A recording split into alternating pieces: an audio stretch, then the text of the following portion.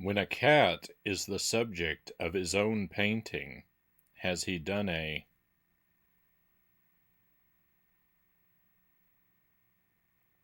self-portrait?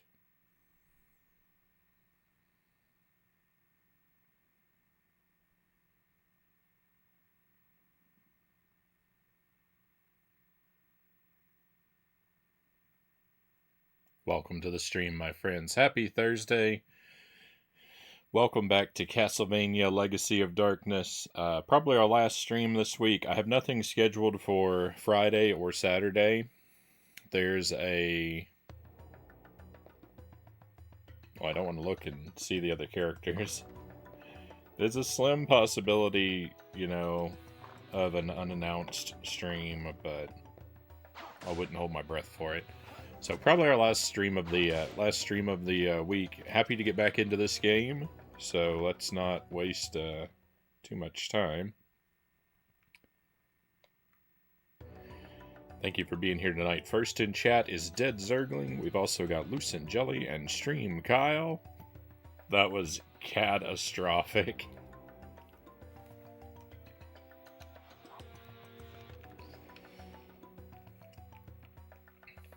This is first playthrough, blind playthrough. I am very familiar with Castlevania 64, the first game.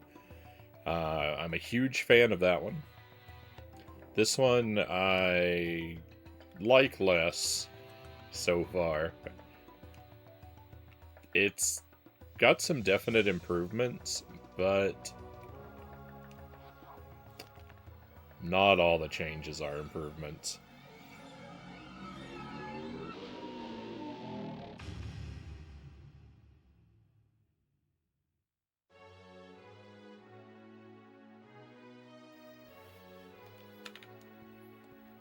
I'm enjoying it. I am enjoying this game. It's just that I like it less than the other.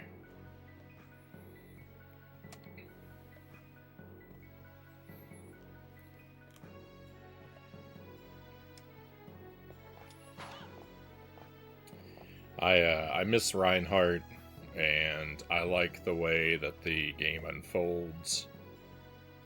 The first portions of the game a little bit better.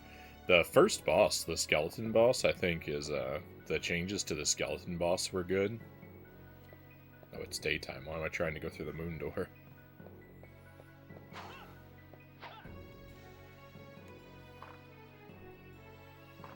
Oh no. Oh no. It's oh no.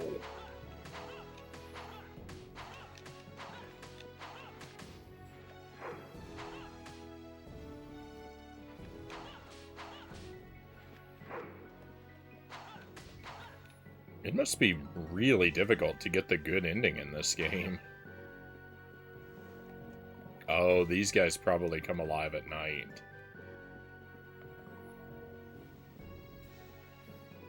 Chozo Brain, welcome in, Chozo. Great to have you here, of course.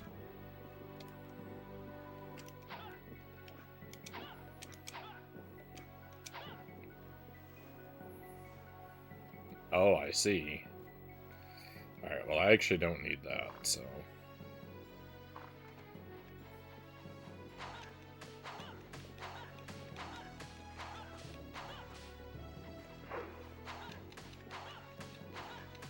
These guys are actually really easy.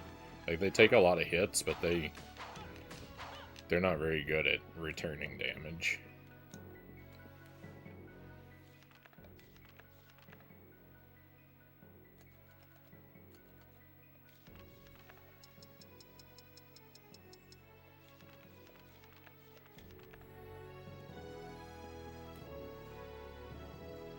Oh, they respawn. That's bad.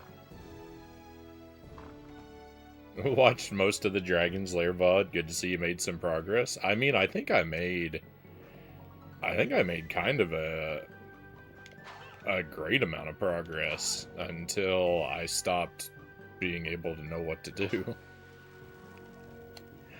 Like, I've discovered, what, 4 rooms, and I solved 3 of them? That's 75% success. I missed 2 streams. I'm a terrible fan. We all have real life getting in the way sometimes. No worries. I'm glad to have you here when I can.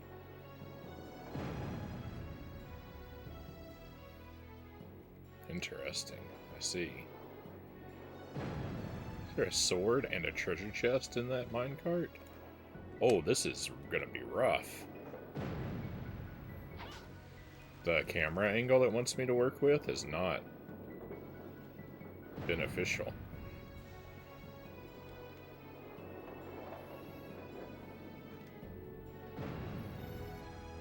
Oh, oops.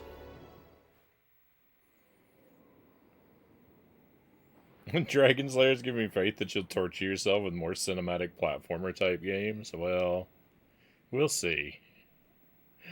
It's a genre that I am pretty well established on record as not liking, so... You know what, for the sake of exploration, I'm going to do something different. I'm going to start on this other side. I think increasing my wisdom early is a good move.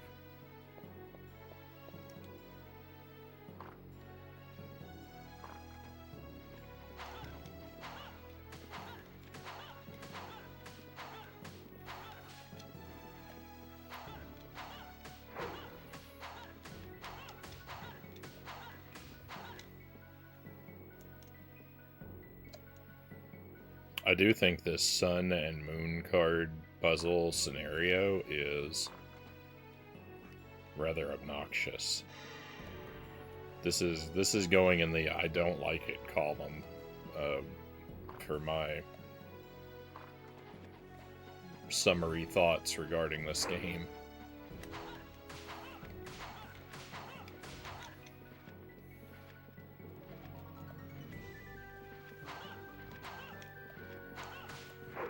I can't get the camera to face where I want it to face.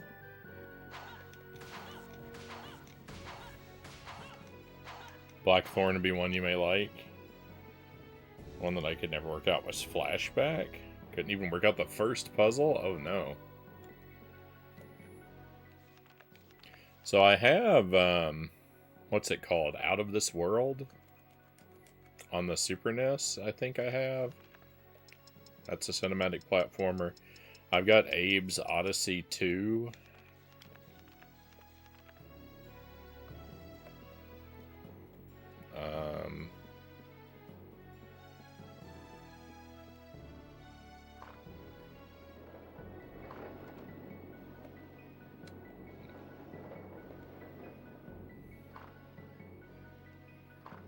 Let's see what lies behind each one.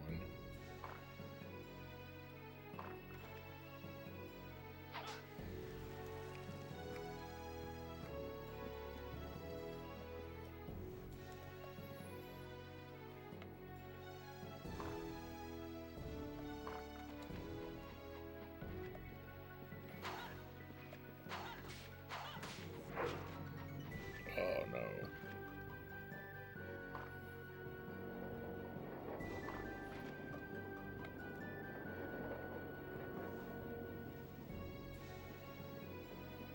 Oh yeah, this is a good song. This is a classic Castlevania hit.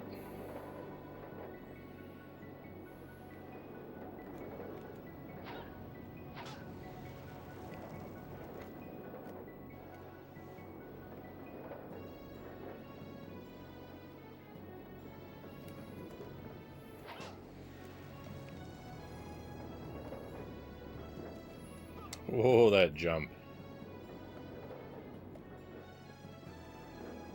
What a jump.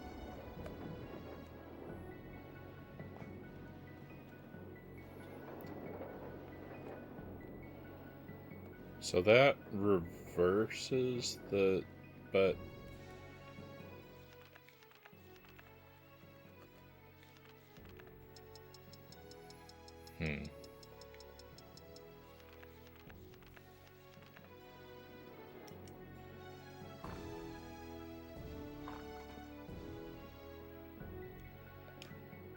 Oh, I see. I needed a key. Oh, this is key number 2?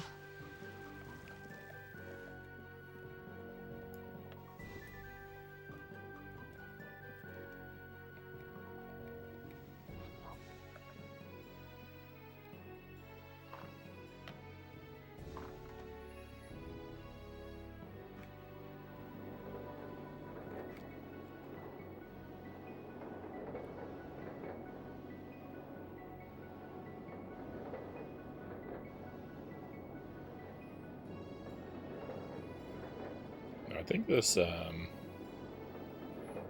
last one is just tank the hit, right? I could probably jump over it somehow, but...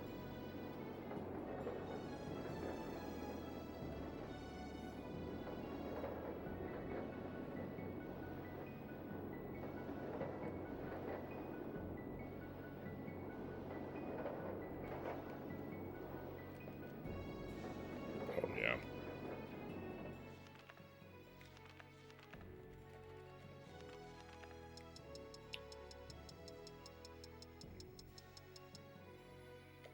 In the original Castlevania 64, I never use the Sun and Moon cards. I don't use them for anything at all. They may as well not exist.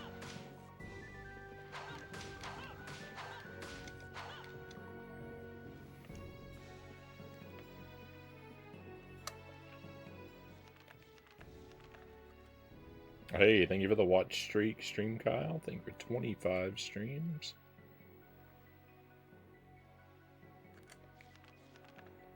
Very grateful for the consistency.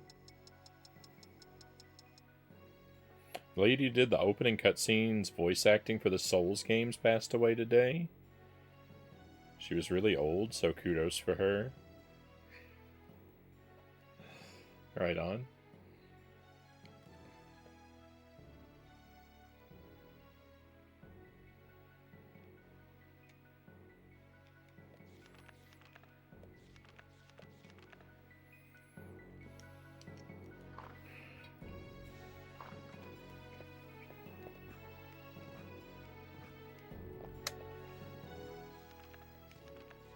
Hopefully she had a, hopefully she led a good life and went well.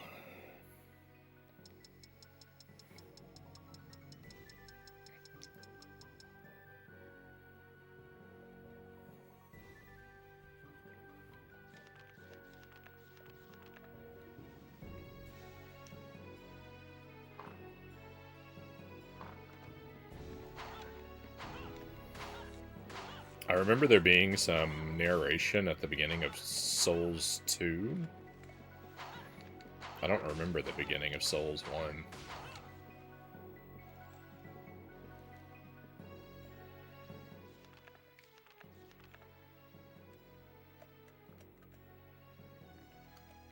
The earliest part of that game I remember is walking up a staircase and refusing to read the community note or whatever that was there. Shortly before the first boss, in that, like, where you fall down on top of him and then he's in that room with the columns. I think there's columns in there. Duck something, welcome in. Souls 1's opening is legendary. Yeah, I don't remember it. It's completely fled my mind. If I watched it back, I'd probably say, oh, how could I forget this? Duck something says, you're actually playing a good game. This game's okay. So far I prefer Castlevania 64 1.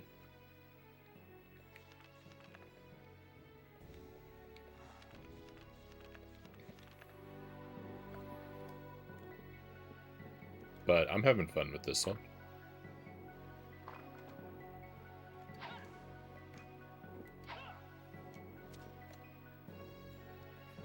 Keep forgetting which button picks stuff up.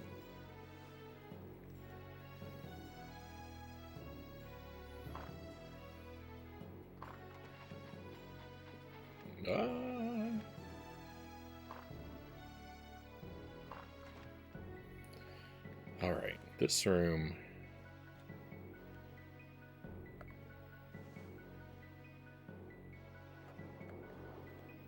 I didn't save.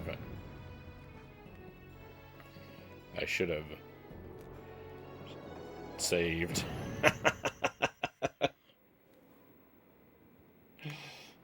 It's fine. I'm not that far back, just over here. I should have saved when I crossed the main hallway, is all I was really getting at there.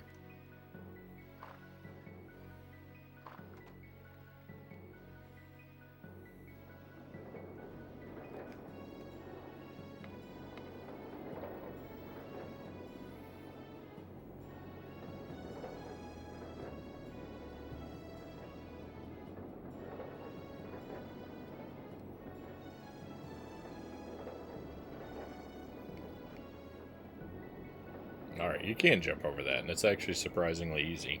Or I got surprisingly lucky.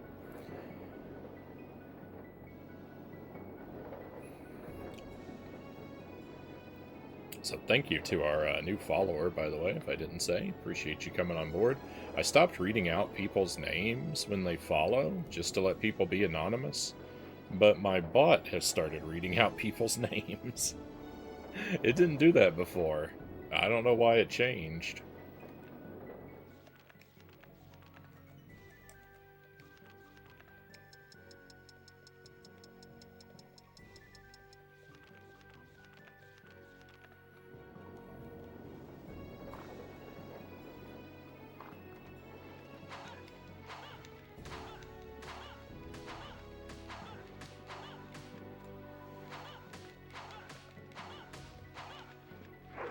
Oh.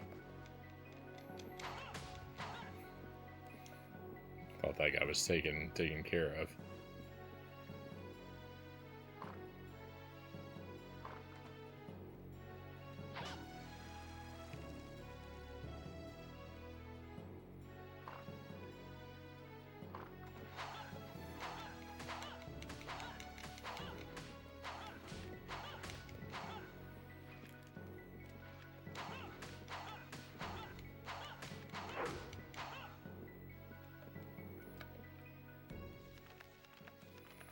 So these enemies are set to respawn all the time. And to always drop cards, I think, is a measure to prevent you from soft locking here. You would have to try pretty hard to get stuck, I think, but...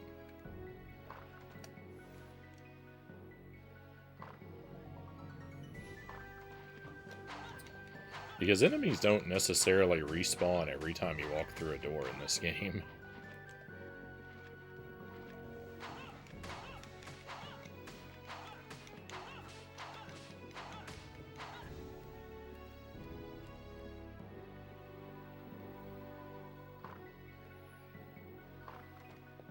So this is where I should have saved before.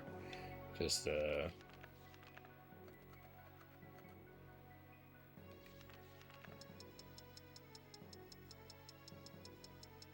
save us a little bit less repetition.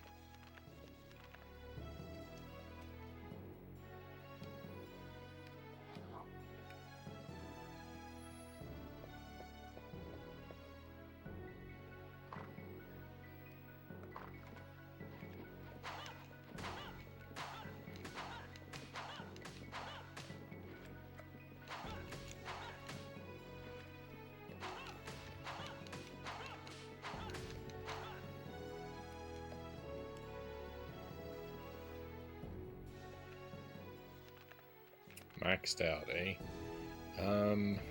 So one of these doors had a power-up, but I don't remember which one it was.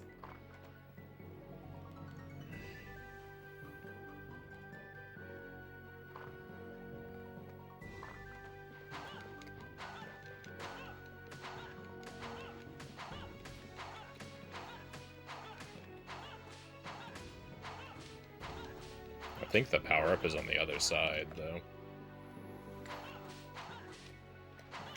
So looking around for it a whole lot over here is a pretty silly move. I have so many more sun cards than moon cards.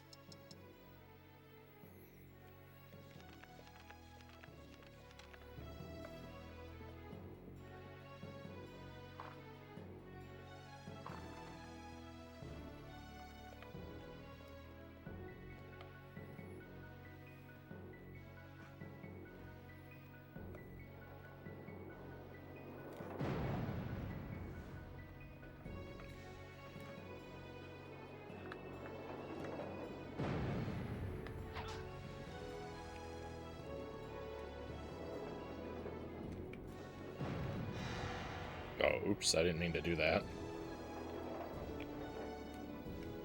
No, I can't turn it off either.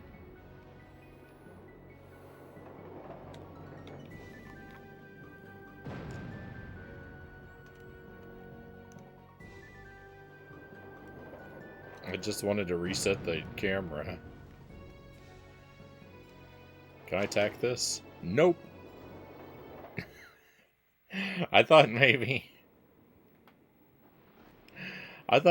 since I was in werewolf form, I would be strong enough to blow those minecarts up.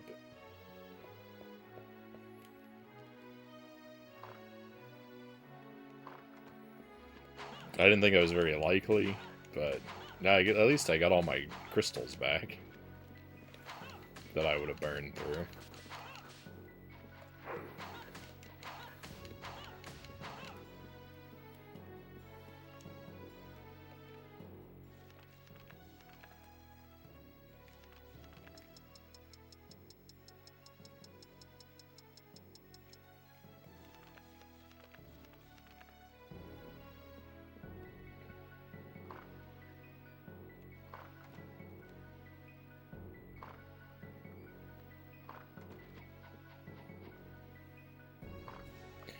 Tired of fighting those guys. You won game, you wore me down.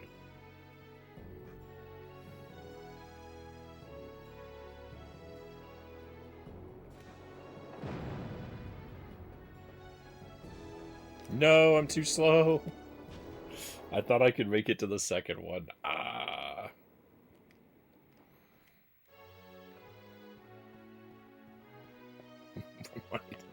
We might be here for a little while.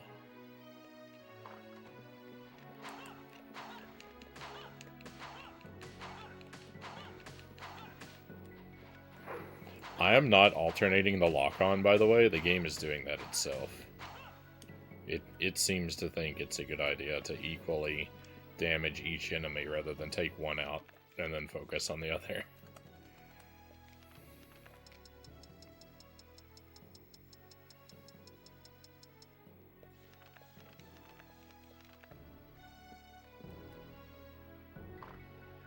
No. Ah. What's happened to my sense of direction?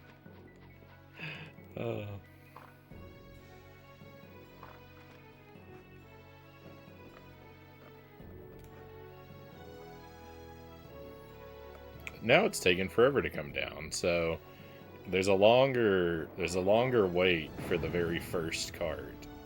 So if you go immediately, you can probably do it a lot more quickly. But then look at what happens.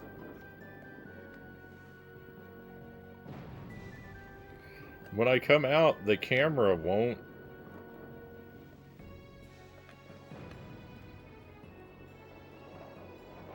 There we go. You really have to work to get the camera to go where it should.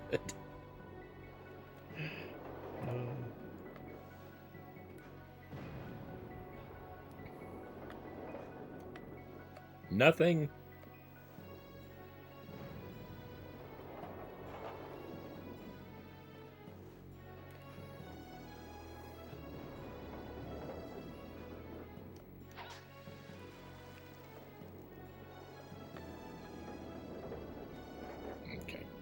Okay. It's not that hard to manipulate the camera. It's just weird that I have to do it.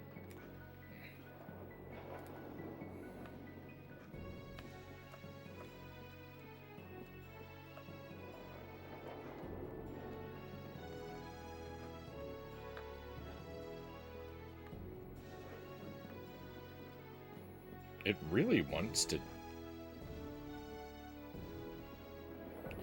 really wants to give me holy water for some reason. There's nothing over here? Why does this one even exist?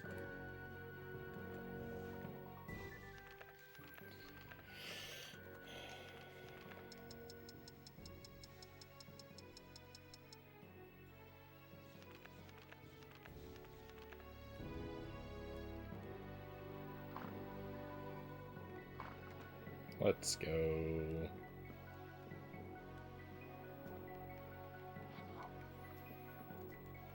I like that you don't have to stand on top of items to pick them up. You can just be in front of them if they're on a ledge, especially. So like that key, I didn't have to jump up here to pick up the key. I was able to get it from right here. Which is not a huge thing, but it's nice. It's a nice little quality of life thing.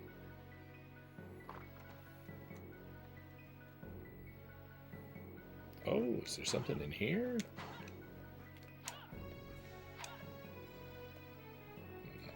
So.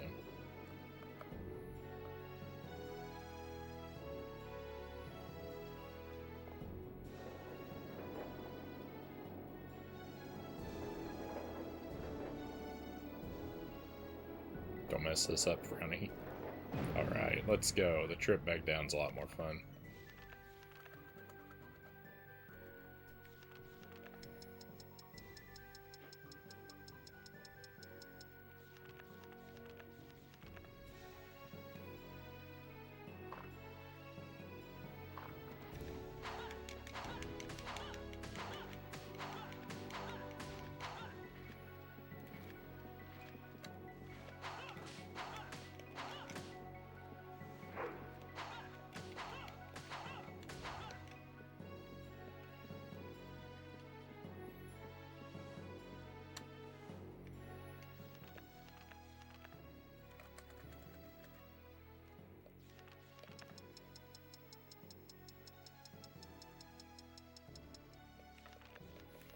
Now, I would appreciate if that could be just the last time that I even need one of these cards in this whole game.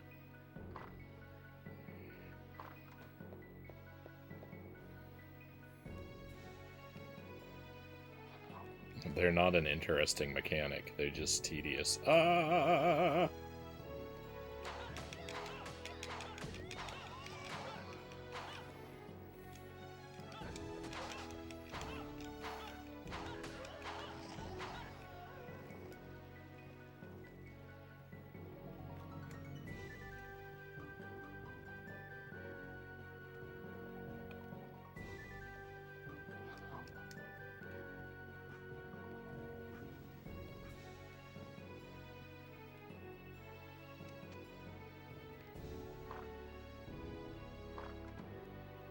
Okay, what's going on with the walls here?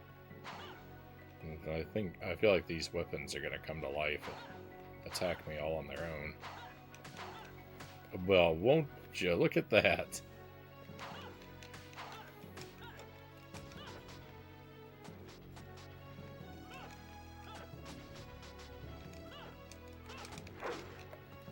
Uh-oh. I ducked to pick up the item and it protected me. I had probably better eat some food. Oh, the rest of them aren't going to come to life, I don't think.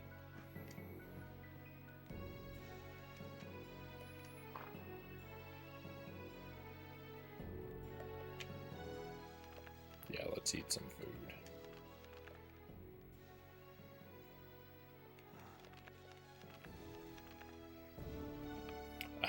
I had our last portion of pasta sauce tonight. Jelly and I had spaghetti again tonight, but it was the last time. Now I've got to come up with something new for dinner tomorrow.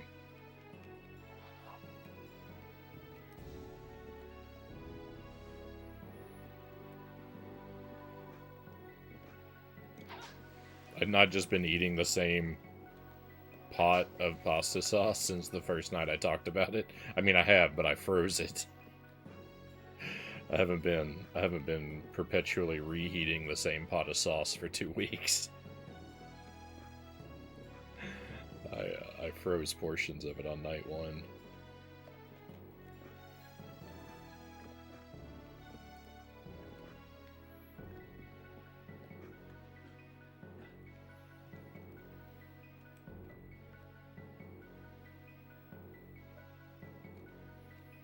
I see those platforms over there. I just don't know if there's anything else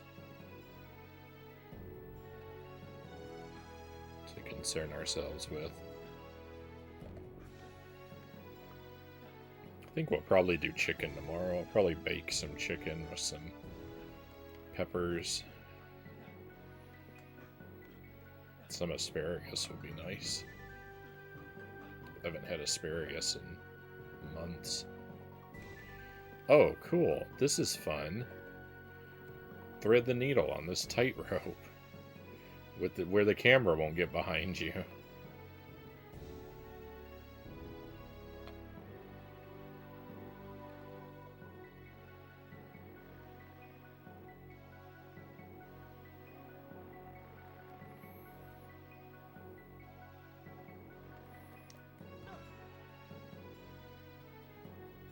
Alright, well, you know what? I don't want to waste a whole bunch of healing items. So if I fall to my doom, so be it. We saved right here in the room. There's really no incentive to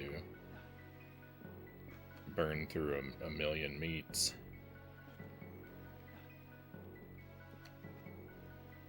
I wonder if this rope can be grabbed. Like a ledge. Probably not, because it's not got real corners.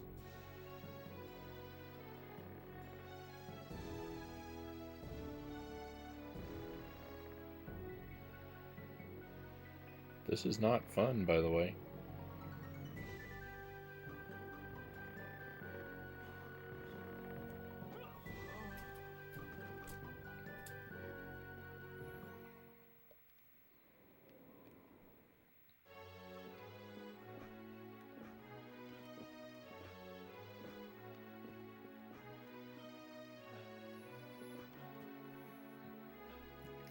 There's no tightrope walking in Castlevania 64 Part 1.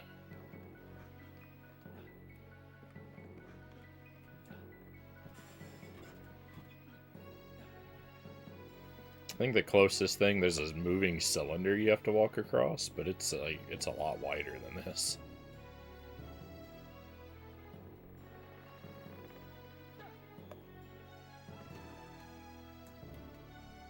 I'm really good at stopping at just the right place to get knocked off, huh?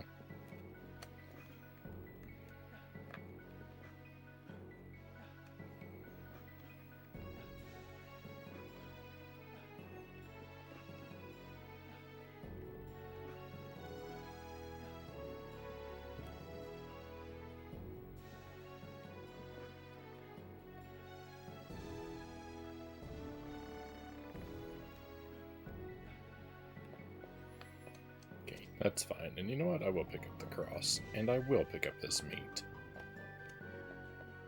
Oh!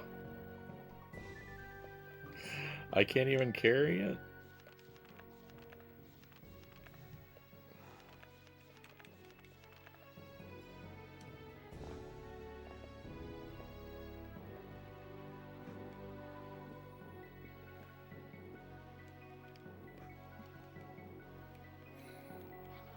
I couldn't reach that crystal without jumping up there, right after I commented about how convenient it was to not have to jump up onto the stuff to interact with the items.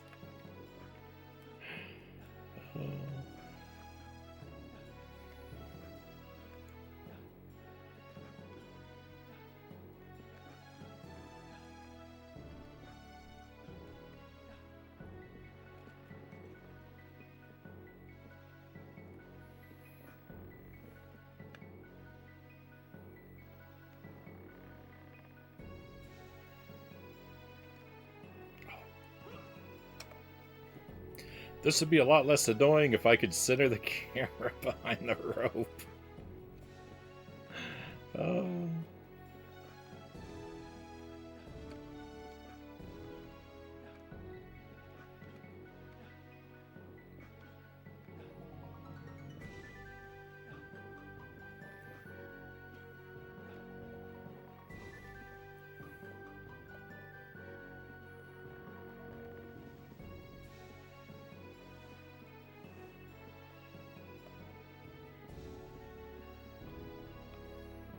thing is, even if I do get it perfect, it's gonna drift when I start to move. It's pretty good, actually.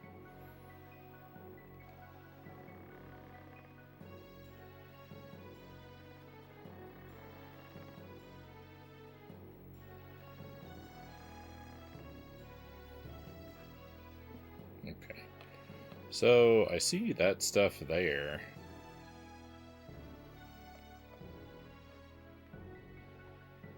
Is that a save crystal over there? Oh, the quality of life in this game is amazingly high. Let's go.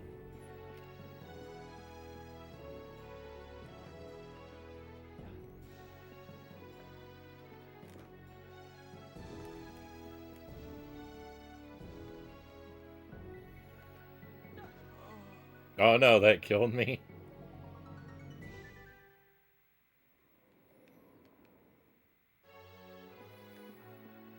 Alright, you know what? I'm not going to worry about that meat.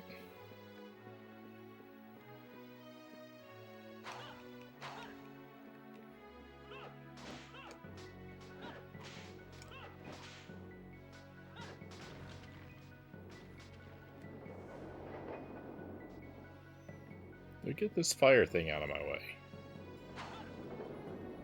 It dropped a power-up, and look, the power-up despawned because this fiery dumpster was in my way.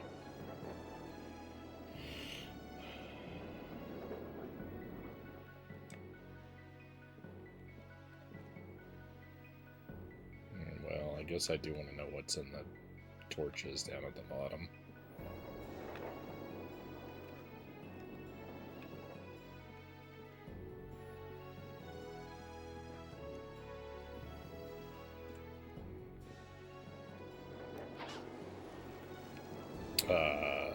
Purifying that I can't pick up, and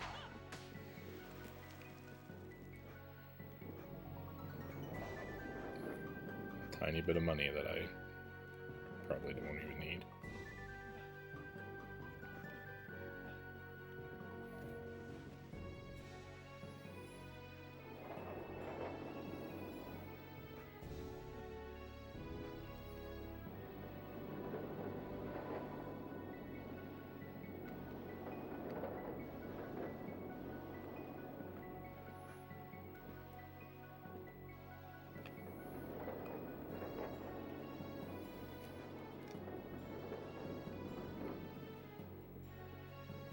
Let's go. Glad I didn't burn a meat. I thought I had to be coming up toward an ending soon, right?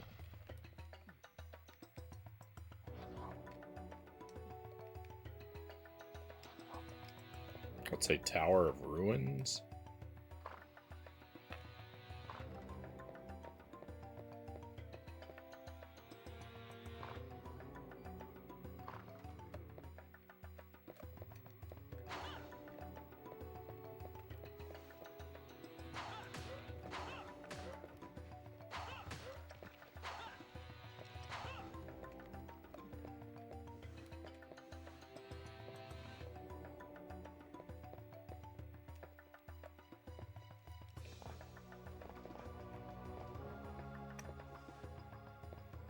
Oh, that's like a "you are here" thing. Oh, that's interesting.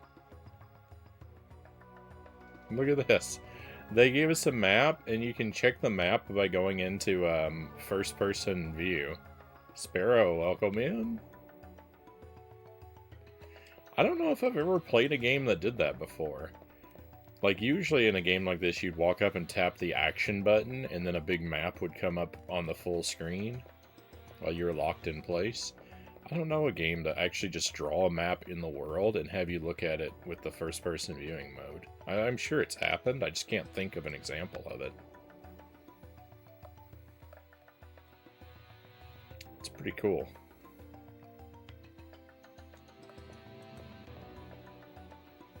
Hey, Ian, welcome in.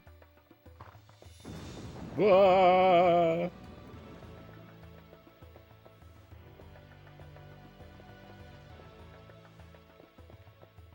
I think I've fallen for a beginner's trap.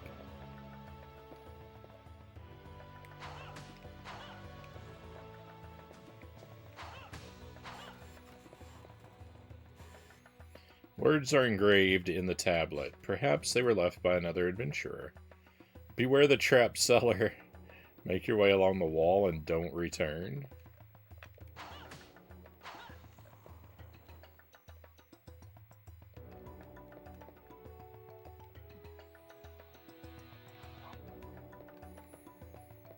I wonder if using that save thing there was a mistake. Make your way along the wall. What does that even mean? There's 2 doors.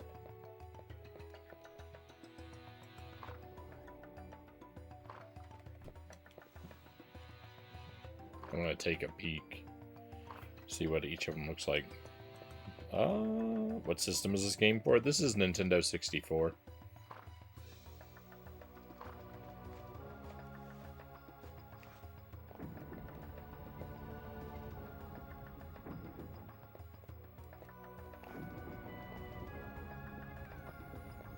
I'm really not sure which direction I want to go in.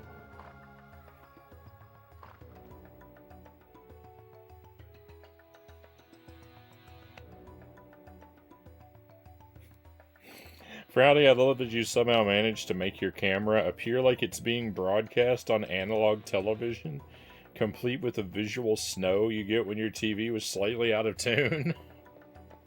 Oh yeah, that's definitely intentional. That's, it's definitely not a result of me just buying the cheapest webcam available on Amazon.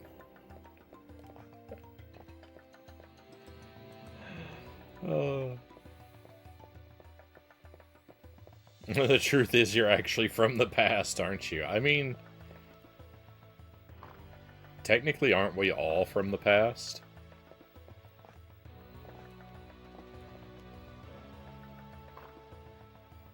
You're broadcasting from... I'm broadcasting from 2001.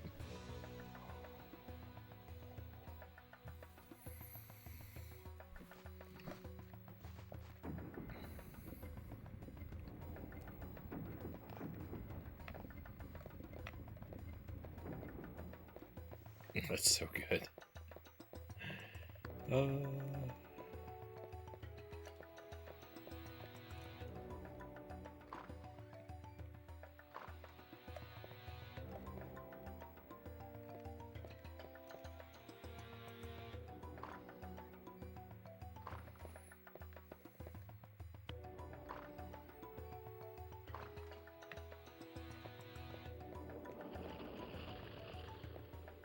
It's a scary noise.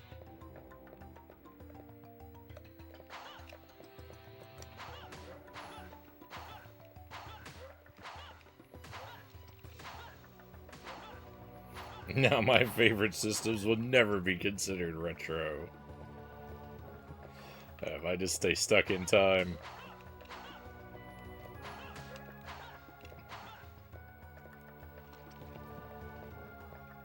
I'll never have to play anything new.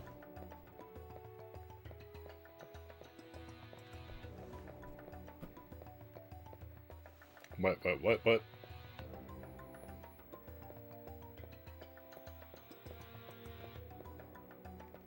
I got a little confused.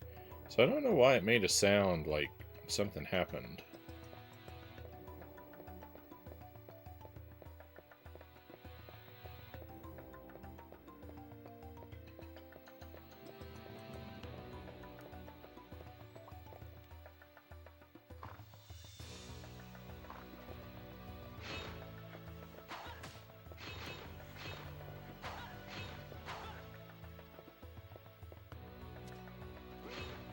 I didn't want the axe. It's fine, I don't hate the axe, but I was just trying to get the crystal.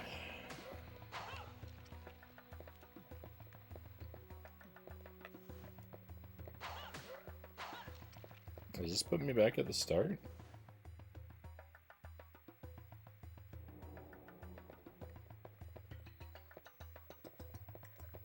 The Wii is showing up on EB Games as retro console, reminding me it's 20 years old.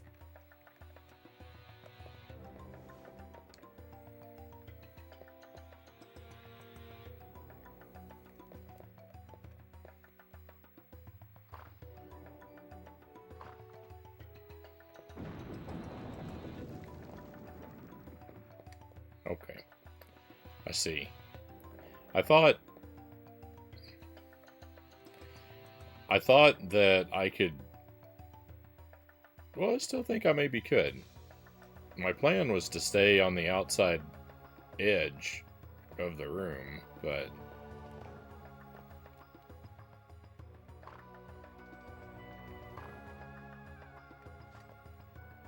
We went that other direction. I don't even remember what was over there. Oh, yeah, there was a pit.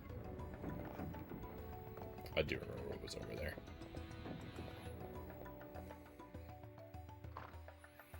The Wii Retro.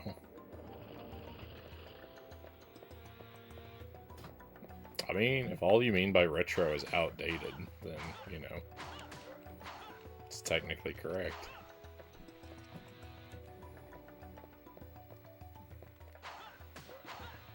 Nobody's making Wii games anymore.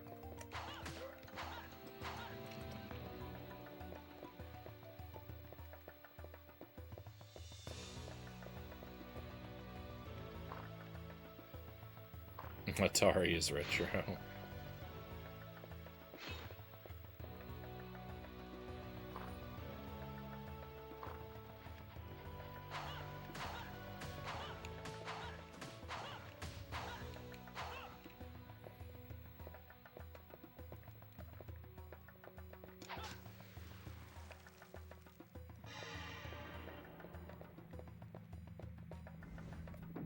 Alright, I don't know what this switch does, but...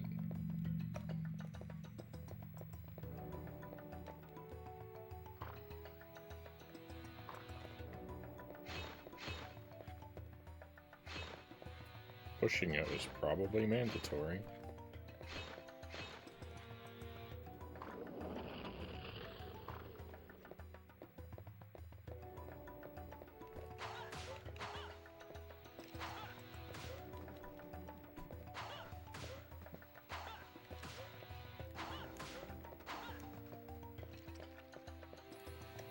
Nothing HD can be retro, in my opinion, Chozo says. The PlayStation 2 and the GameCube were the last retro consoles. The original Xbox is too powerful.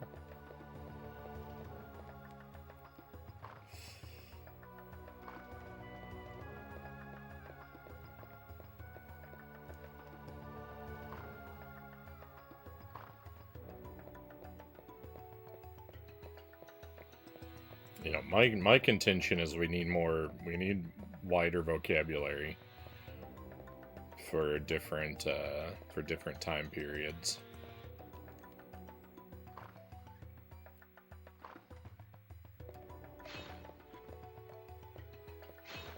Like we need a term that's like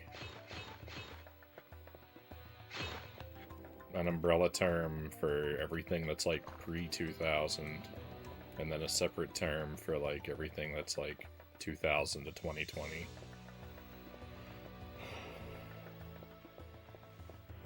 And we just get a new word for like every 20 years from now on.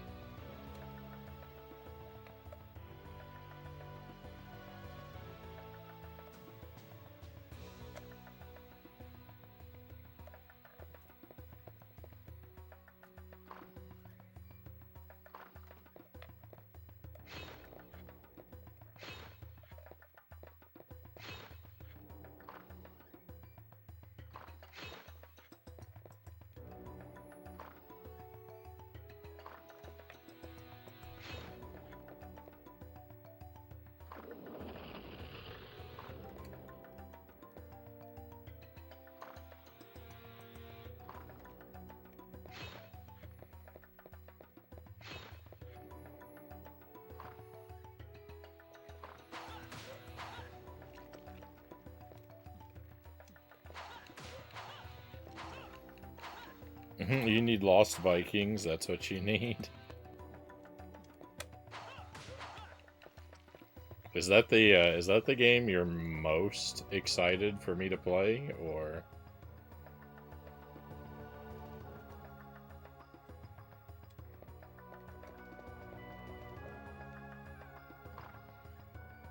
Would you say that, like, Crash Bandicoot ranks ahead of it? My birthday's on the 26th.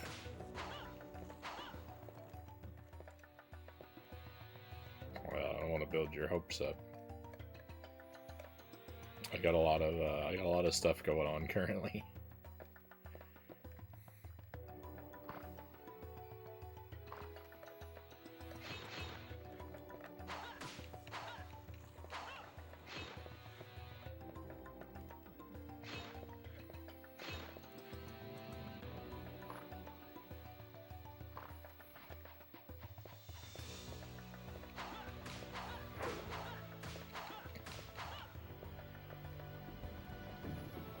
I have to say, I probably really don't want to play a second puzzle game at the same time I'm playing Dragon's Lair either.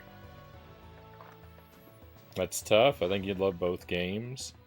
Have to ask the chat.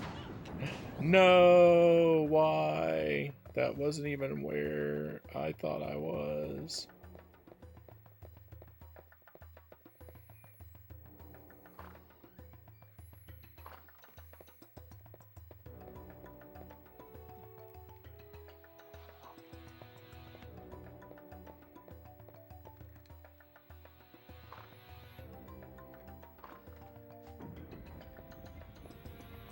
I don't think too much about the Wii, because the Wii is kind of a lost generation for me. I played almost nothing on it. I think Mario Kart Wii was the only Wii game. Mario Kart Wii and New Super Mario Brothers Wii. I played both of those. I didn't really play anything else on it.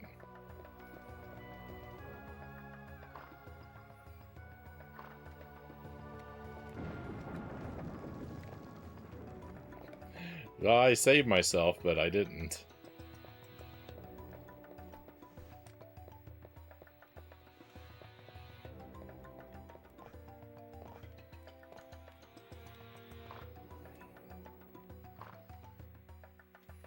If I could pick something, it would be Donkey Kong Country 3, because then I'd be closer to modern Donkey Kong Country games. Galaxy 1 and 2 are amazing. Yeah, I definitely want to play them. I just wasn't playing anything when they came out. Like, I didn't skip them because I didn't want to play them. I just skipped them just because I wasn't playing anything.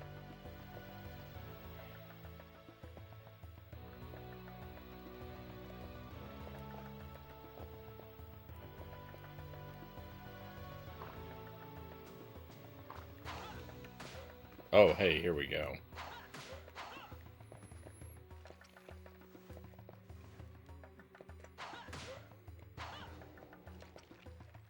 Now we're back in room number 1.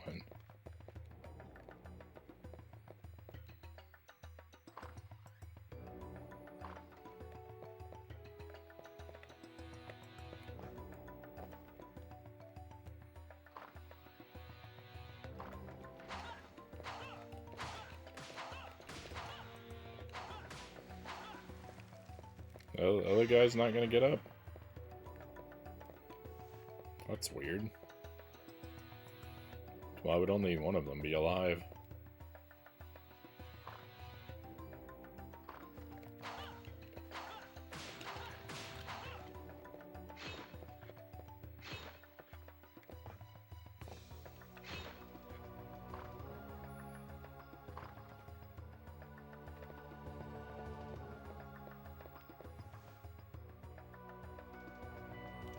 You played a ROM hack of Mario Brothers 3 that you're only Frog Mario for the whole game?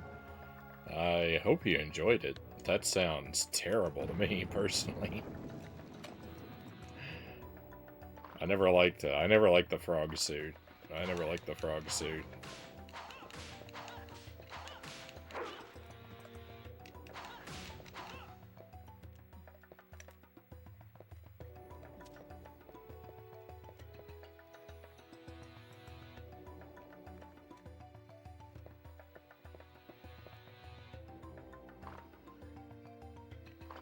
Okay. Yeah. Alright, I see what the goal is now. I actually predicted exactly what was going to happen in that room. I thought it was the last room, and I thought that I would not be able to go through it yet. So that's perfect.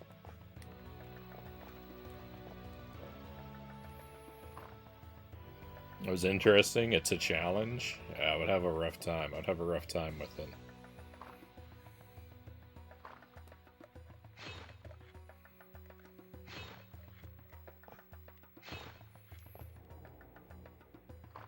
Imagine World 7 and 8 with a frog suit.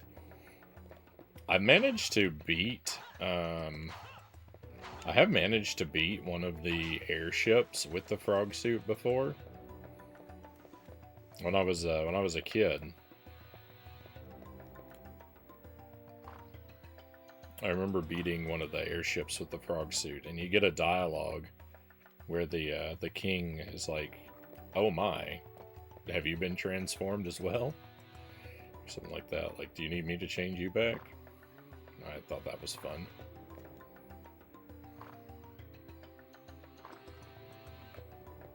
I've only ever managed to do that like once or twice.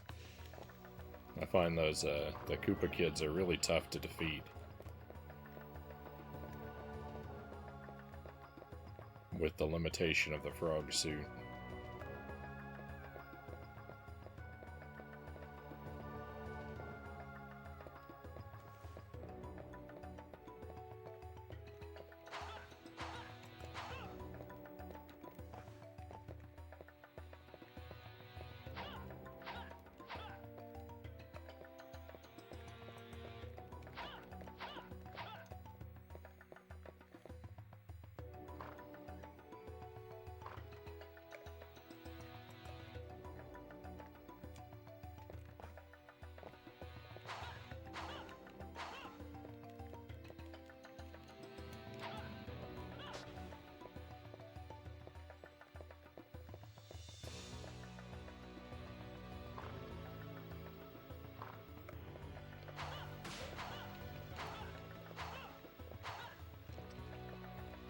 Back when Nintendo made more than one game every 4 years.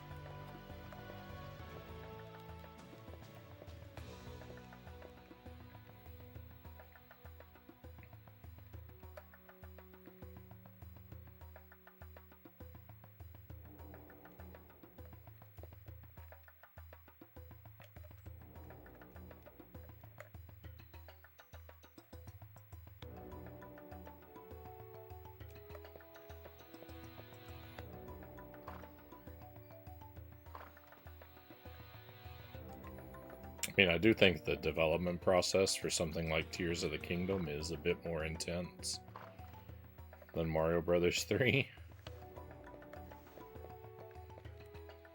I think I can understand the delay.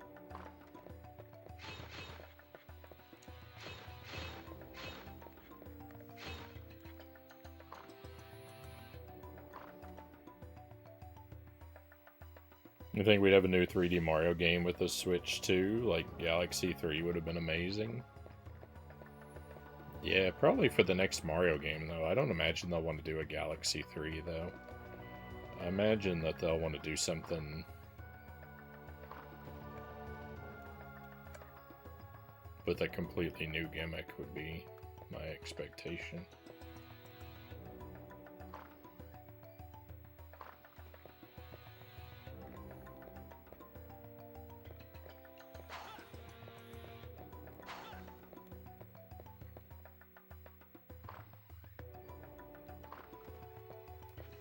I think maybe I actually want the floor to collapse in this other room.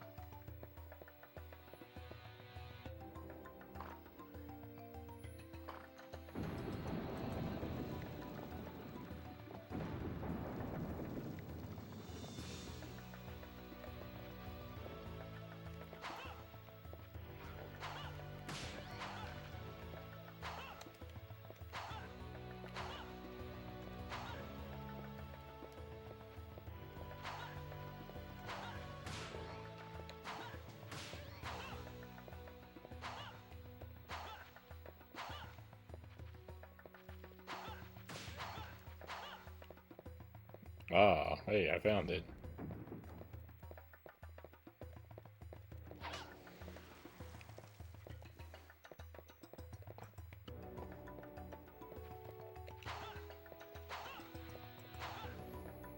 I'm kind of surprised that the Switch 2 didn't launch with a new Animal Crossing game.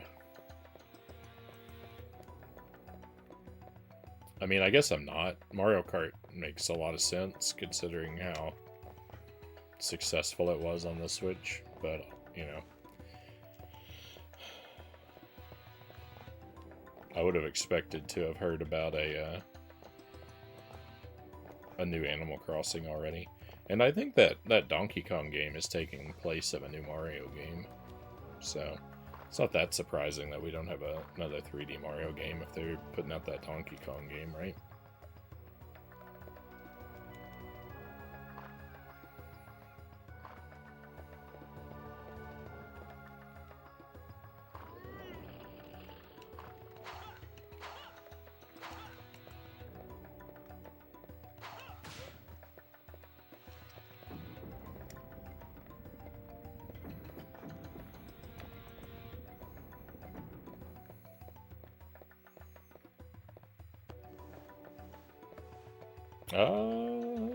Oh, that's gonna be on the Switch. The Donkey Kong game's gonna be on the Switch 1?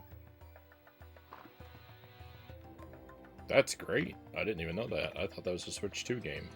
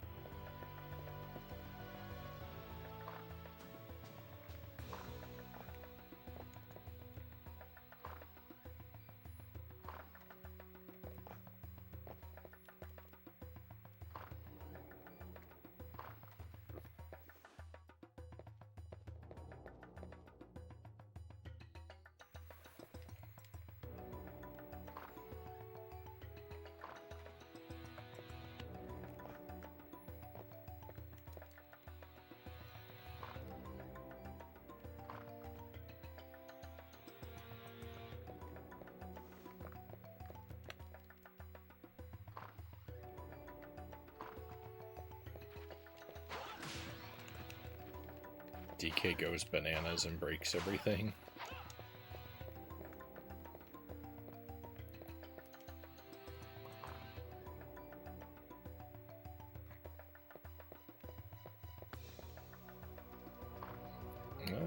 Okay, thank goodness. I was wondering if there was a crystal behind me that I would need to turn back around for.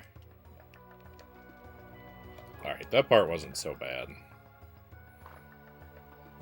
It's a little tedious. Oh no.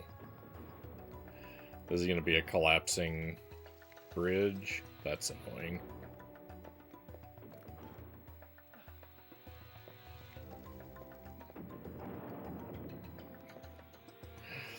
I was right that it's a collapsing bridge, but I was wrong about what part collapses.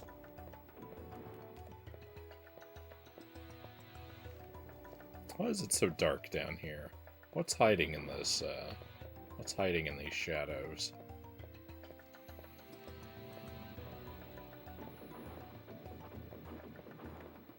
They just not have enough textures to fill this whole room. We'll just make it shadows, no one will notice. Guess what, Konami? I noticed.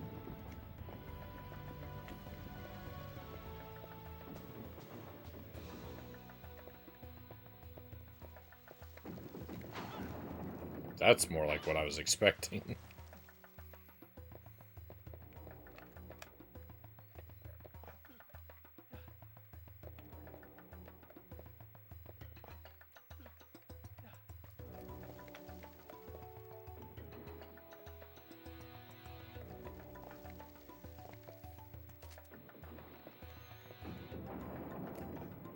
Okay, I mean, just assume everything is breakable.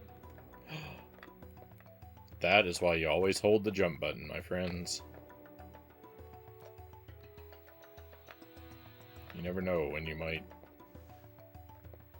grab a ledge you didn't think you could grab.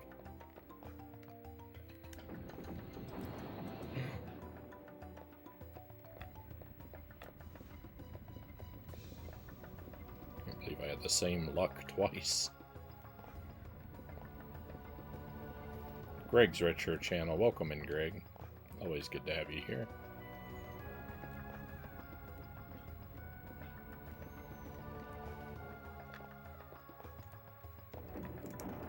Oh!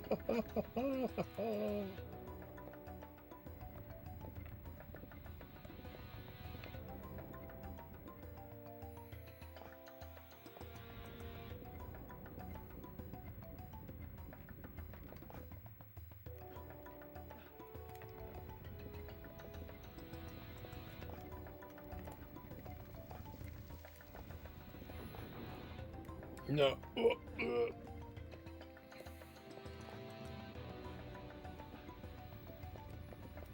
Oh my goodness.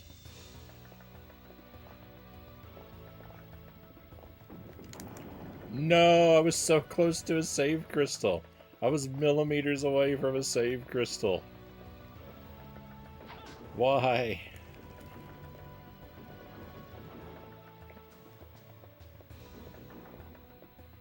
Legacy of Darkness. This is why you don't have any friends.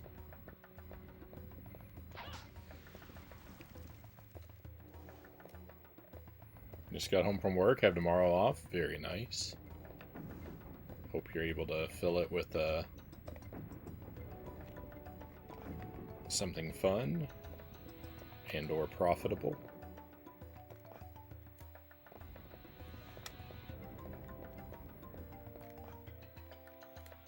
Ah, that was my fault. I let go of the button.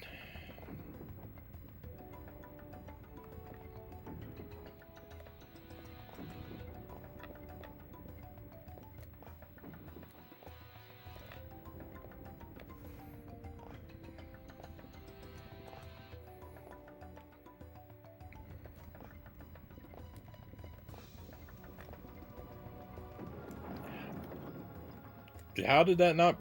How was that not already broken? I don't understand.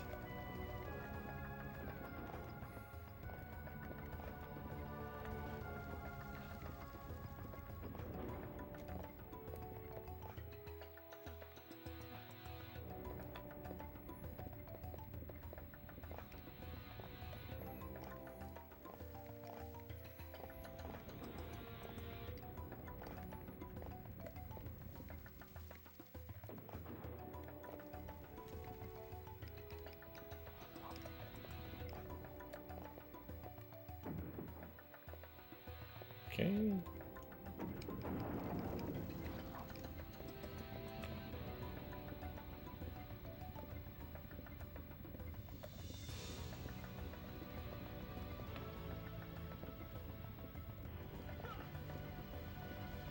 Oops.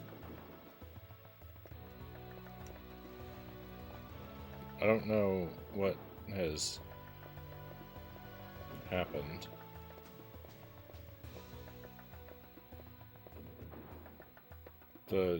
I stepped on the switch. The platform that the switch was on disappeared.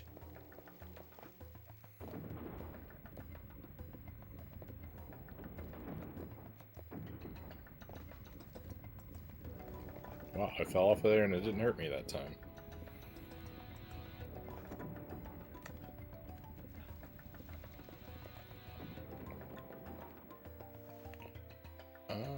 What has changed?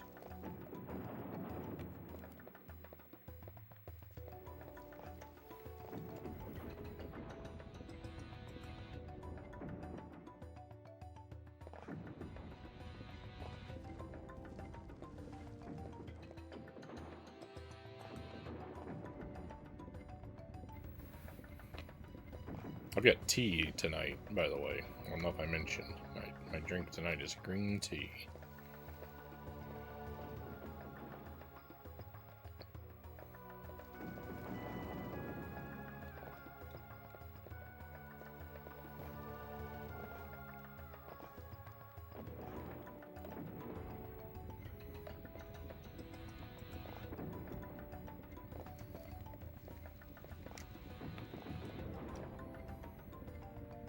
Coffee as usual for me, Greg says.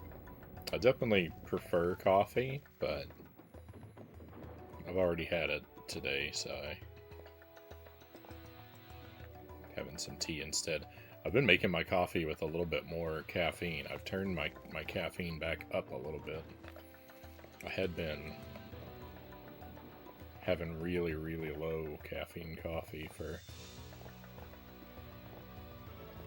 a couple weeks. But I've increased my caffeine in my morning coffee a little bit. I don't know if I'm going to walk it back down or what.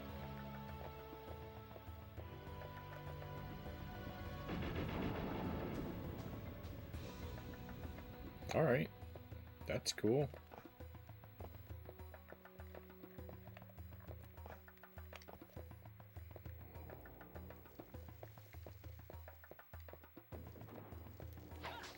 I like caffeine. I like caffeine a lot. I just don't,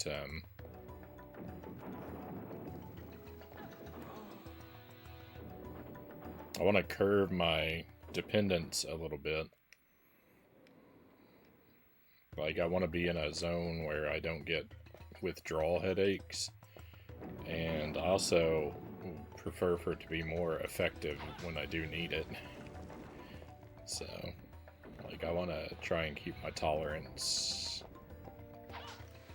reduced, if I can.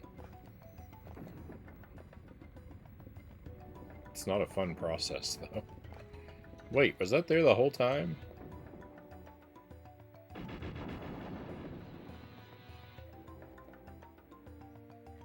It's so hard to find your way around when everything looks the same.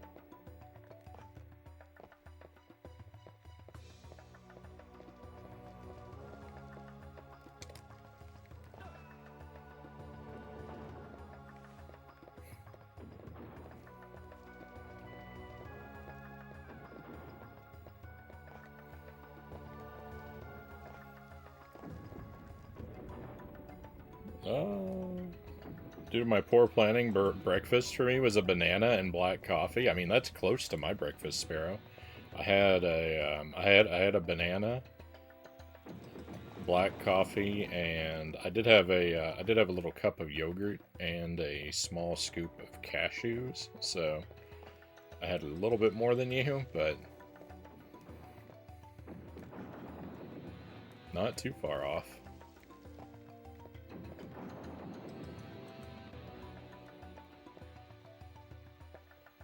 As a person who prefers a latte, black coffee is highly undesirable. Oh, I like my black coffee.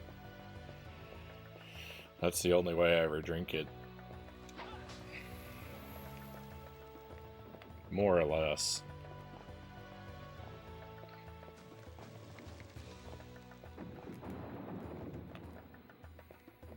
I might get one of those, like, coffee-flavored milkshakes from, like, a fast food restaurant every now and then.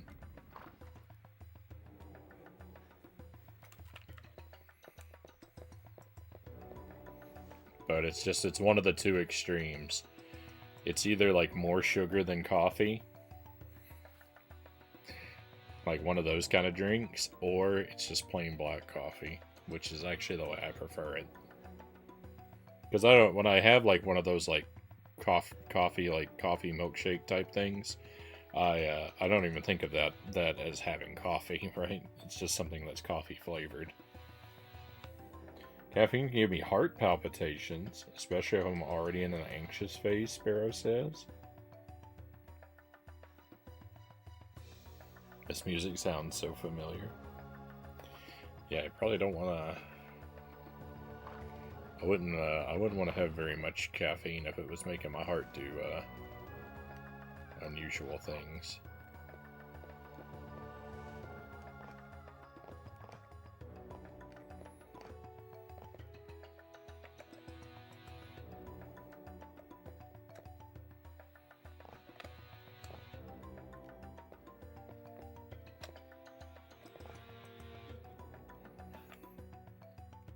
I like a little creamer in my coffee, Greg says. Most people do.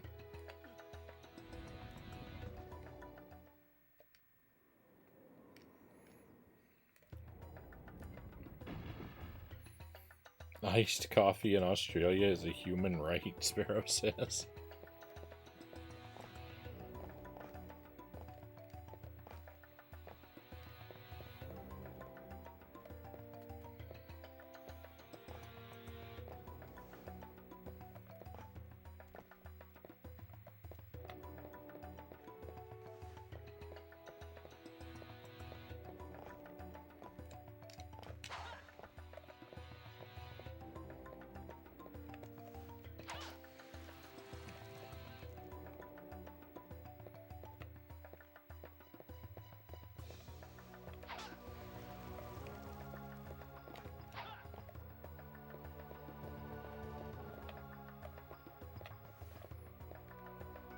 Ah!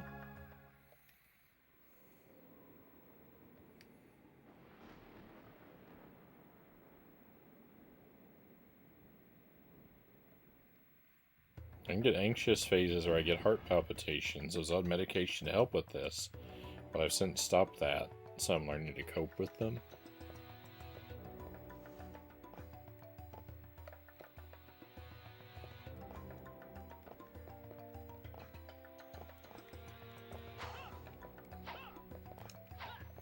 I hope you get into the swing of something that works real well for you.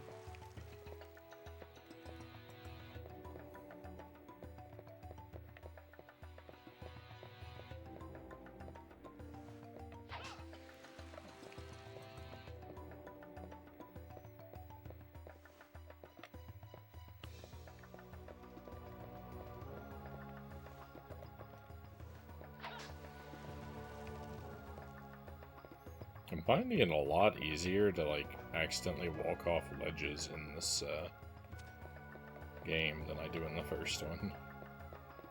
I don't know if that's just because I'm less familiar with the terrain, or if there's something that...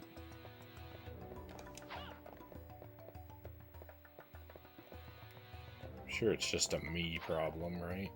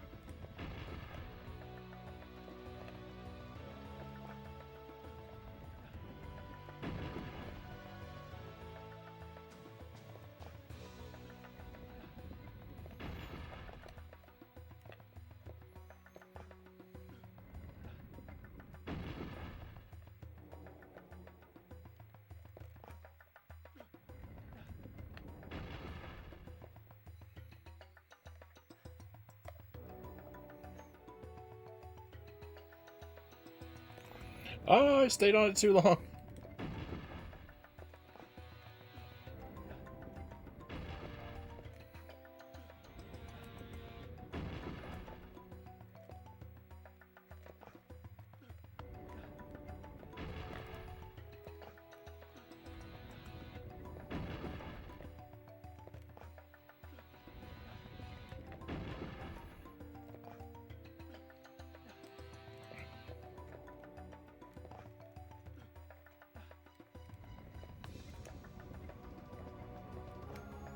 I did not memorize those, by the way. I mean, I kind of did. I looked at the symbols, and I knew I had to pick the ones that I felt like I remembered seeing.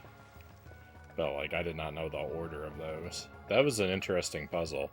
So if you couldn't tell what was happening there, every other pillar, there'd be one, then two, then one, then two. Whenever two of them came up, each of them would have a zodiac sign on it, and you had to jump on them in the correct order of what was written around the walls.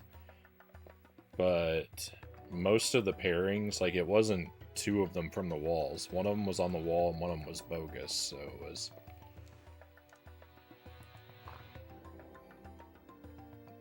it wasn't that hard to do if you paid a little bit of attention when you walked around the room.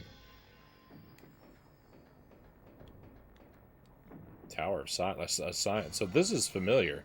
So this is something that's in the first game. I imagine they probably remixed it a little, rather than copy it over verbatim. Because those other two areas were not in the first game at all. Those were completely new. The past two that we just went through. With all the sun and moon doors and then all the, like, collapsing floors.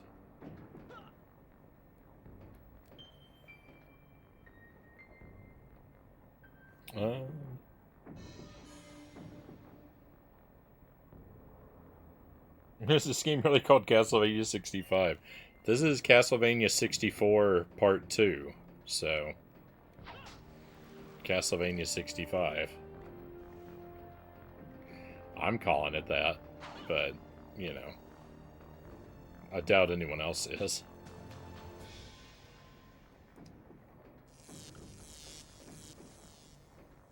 Oh, this is gonna be not fun.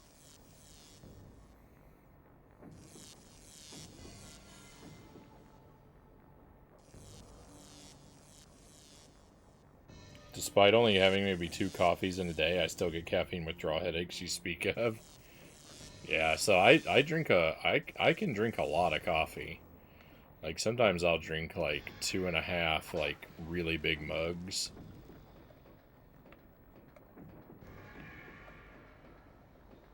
Like, you know, basically an entire pot.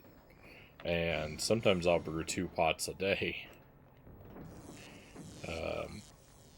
But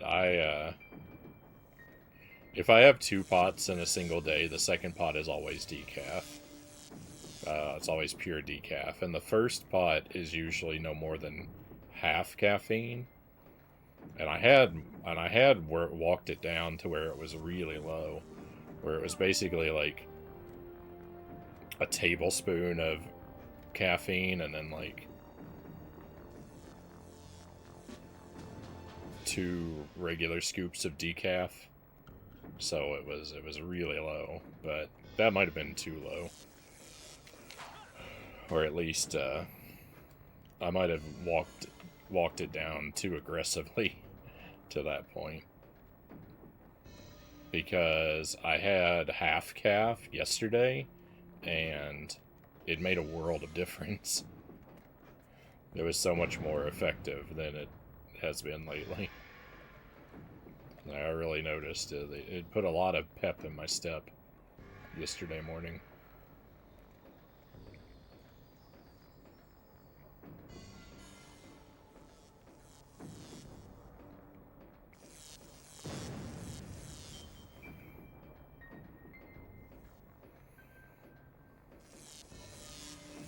What's your favorite modern game? Anything HD era onward?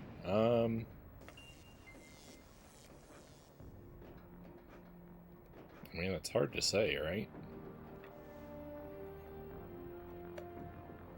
I don't guess I have, like, a consistent modern game. It'd be something on the Switch. Probably. You know, like, I really liked a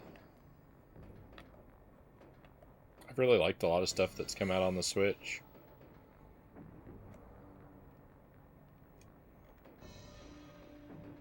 I don't know. None of it has, like, staying power for me. There's a lot of stuff that, like, I really liked while I was playing it. But it's not like with retro games where I'll revisit it hundreds and hundreds of times. Like, modern games are much more disposable to me. Just play through it once and then I'm good.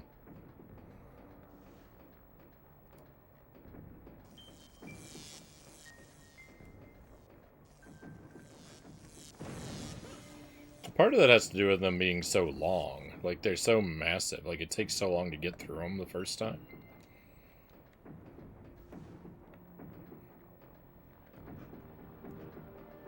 Which is really odd.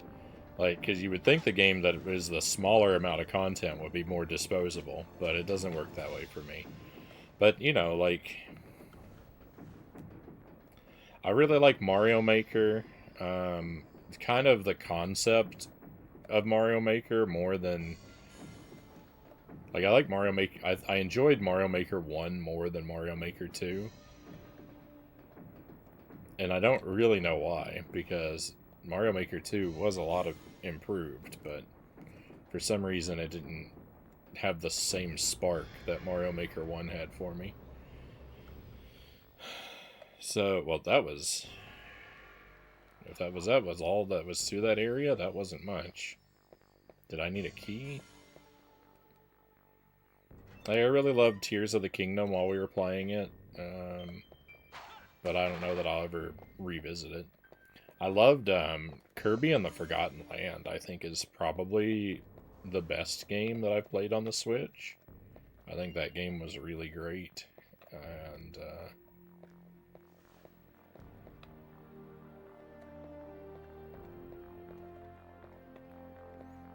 I wish we had more games like that. I would love a Wario Land game done in that style.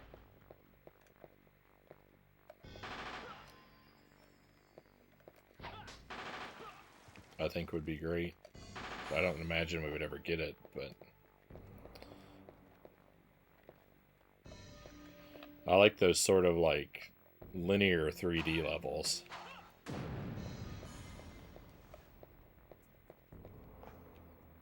I like that, and Mario 3D World I liked. I like Kirby and the Forgotten Land more than Mario 3D World, though.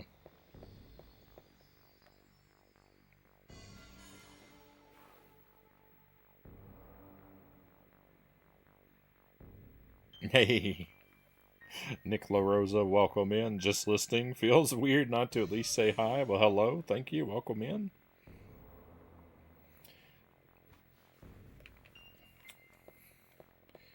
Very much appreciate you being with us, and definitely appreciate a lurk, so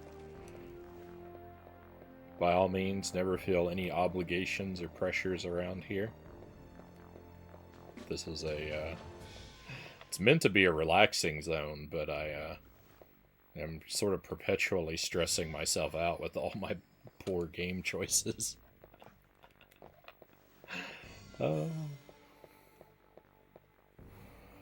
Mario Maker's fun, Chozo says. Yeah, hopefully Mario Maker 3 lands better for me.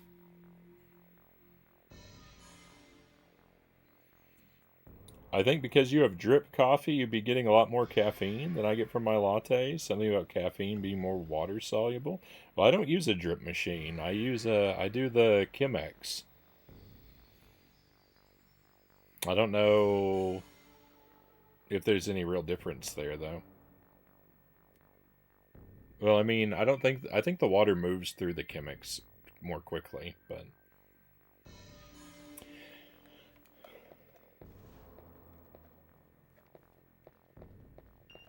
I do also tend to prefer more dark roasts, and I think the roasting process destroys more of the caffeine, so like the darker the roast, I think typically the lesser the caffeine content.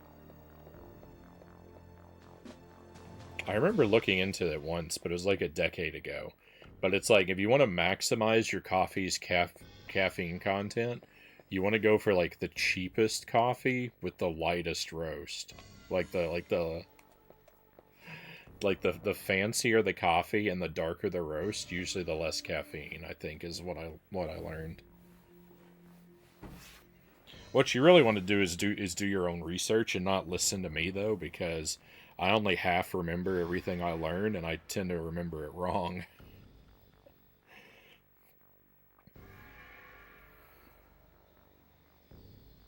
I don't think you could say Castlevania 65 to most people. They'll look at you like you don't know what you're talking about, Greg says. Breath of the Wild or Dragon Quest 11 for me, Greg says, for your favorite modern game. Sorry, I'm trying to catch up. I missed a few things here. My double shot of espresso is 120 to 150 milligrams of caffeine. Your percolator coffee is about 200 milligrams per cup. A cup being 8 ounces. Yeah, and I'm drinking like 50 ounces, 60 ounces. So, yeah, I'd be getting a lot more caffeine. Chemex, very elegant of you. Yeah, but then but then here's the thing: when I do the pour over, I do boiling water straight out of the kettle, which I know you're not supposed to do. So it seems like I'm being fancy with my coffee, but I'm really not because I'm using the Chemex, but I'm using it wrong. I got the Chemex. I've actually been using it for a long time. I got it because my Mr. Coffee, or my generic Mr. Coffee, broke, and then I needed to replace it. And Jelly wanted an electric kettle for making tea, and I thought, okay, well, you know what? I'll get a Chemex because if we have an electric kettle and a coffee machine, then that's two things that are going to be on the counter all the time. So why not just get the Chemex and then we'll just have the kettle on the counter and I can use that to heat my water and it'll be great. Not even considering that when I get the Chemex, it's just sitting out on the counter 100% of the time like the coffee machine would be doing anyway. So really I've just increased my work. All I did was increase my work and not save any counter space at all.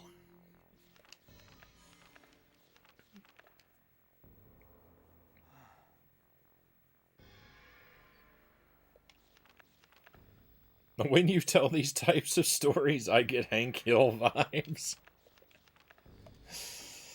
Uh,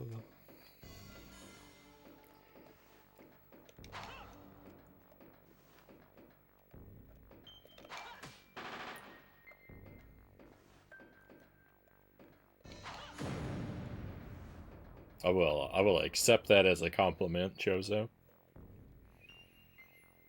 Bloodborne's my favorite modern game. It's near perfect.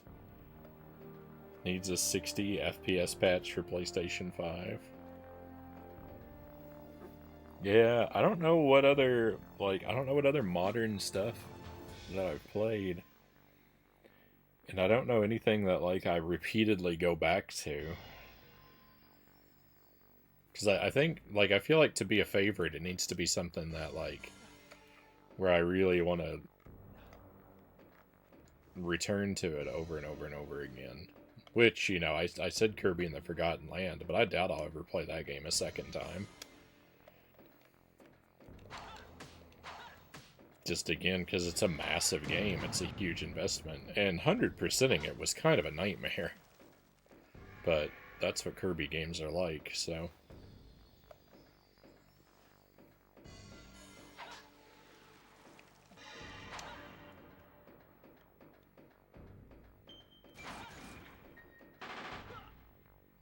Oh no! Am I trapped in here forever? No. Well, that was bogus anyway. I don't like that.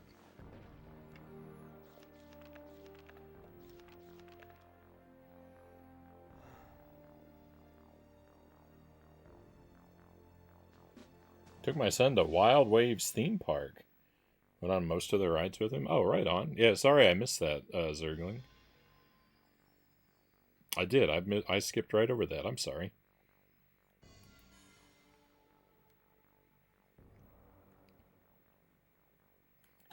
I'm not the biggest theme park guy.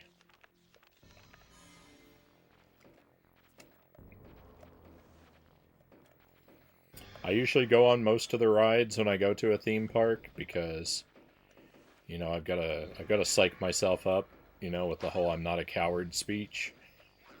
But I don't like them.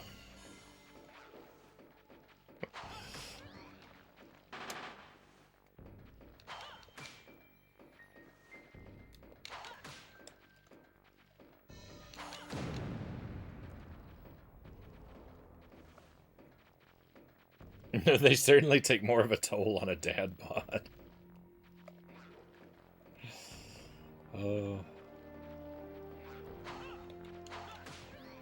Yeah, and I've got a long while. I'm gonna have a lot more mileage on me by the time Baby Man is old enough to want to go on those kinds of rides.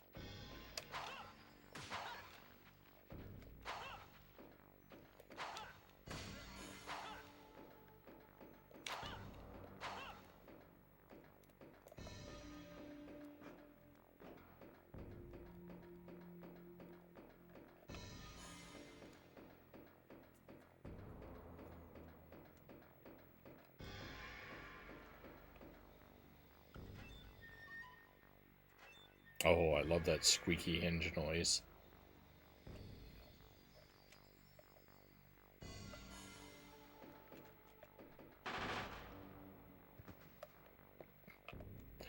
Alright, cool. So that gun just knocks you all the way off. It's a automatic go to the floor situation. I'll do any ride at least once. Just don't be mad when I refuse to go a second time. I don't like, so the things, I haven't encountered one of these in a long time, so I don't know if I could psych myself up for it or not. But the kind of rides that I might refuse to go on is a roller coaster that does loops. Anything that turns you upside down, I don't really want to do.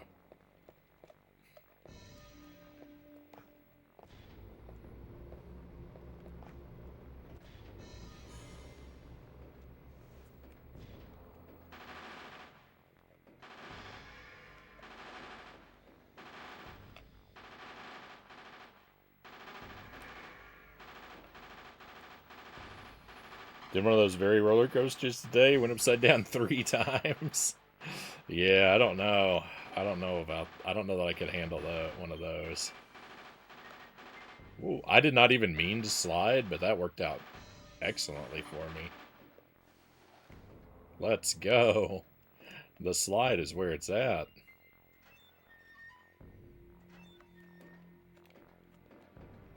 Oh, and a save crystal?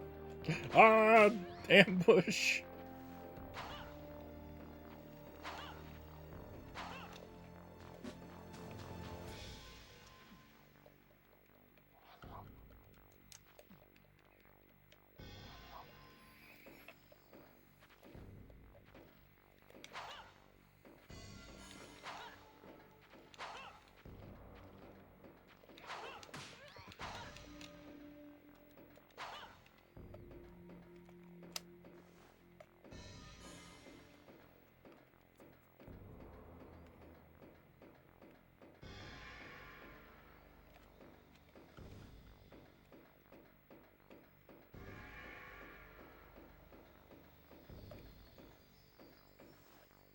Five. What was this other one? Is this other one 4 or 6?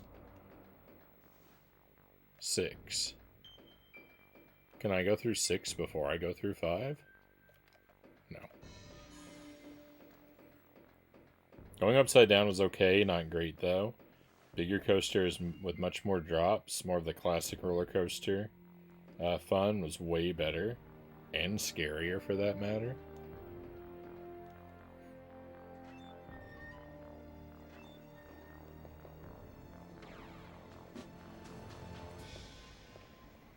We used to go to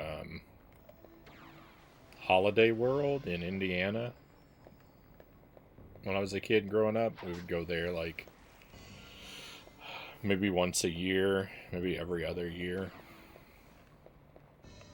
And they didn't have a lot of like the really like extreme roller coasters. Their roller coasters are like the like rickety old wooden roller coasters.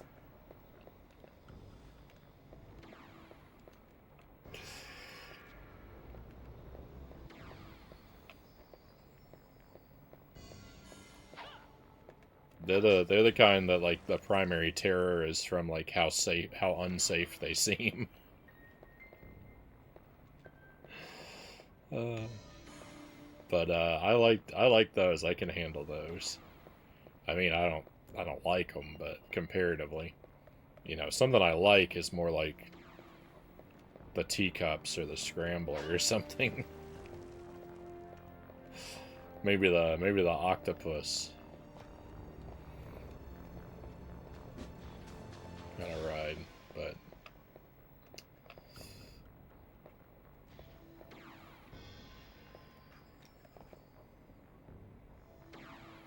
don't hit me.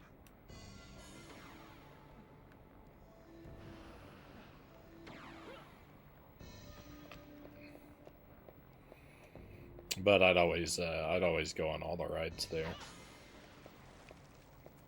I think we went to Six Flags once when I was a kid, but I was really little then, so I don't remember it very well.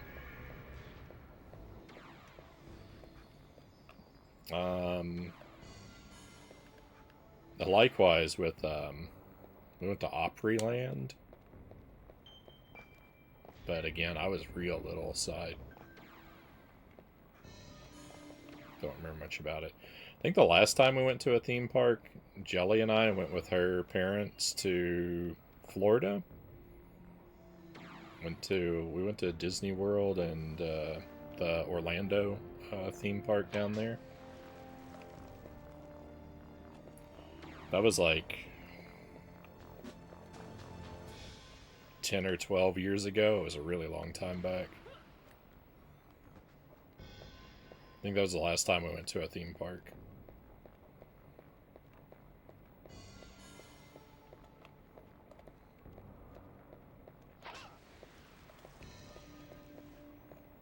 I always liked the Gravitron too.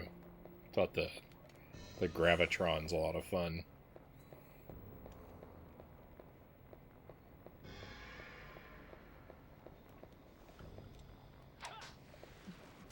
No, I didn't mean to pick that up.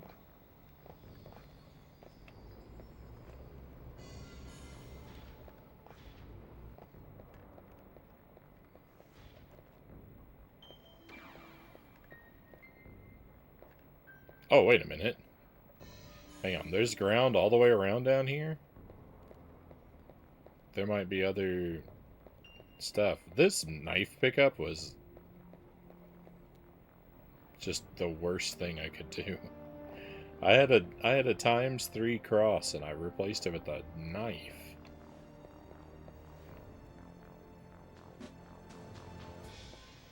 On the classic coasters, the most fun, the swing rides that flip you 90 degrees and 20 to 30 feet in the air are pretty good too. My stomach disagrees with me going on such rides too much. Yeah, I can relate. I thought I was gonna die the last time I was on one of those like swinging rides. The mechanism when the arm came down didn't lock properly.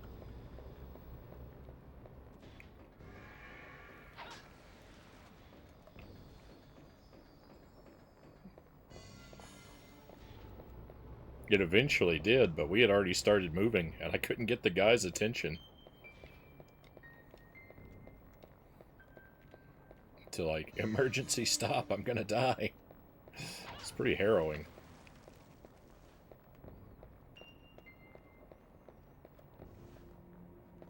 12 years ago, were you just Cadet Frownie at that time? Yeah, I don't remember the exact year. It was somewhere around there.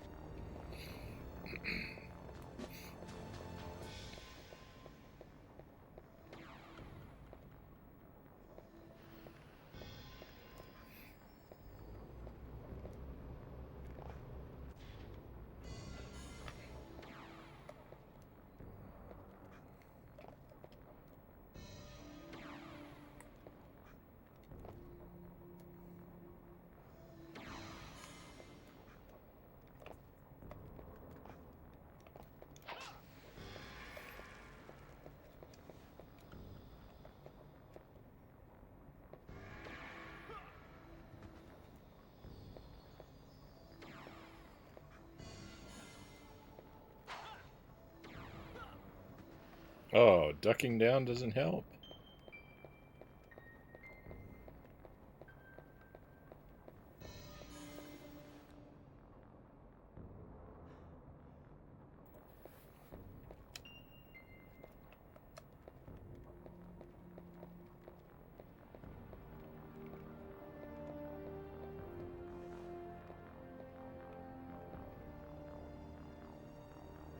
The world needs to stop randomly moving on me. Apparently I'm not done being nauseous from the rides.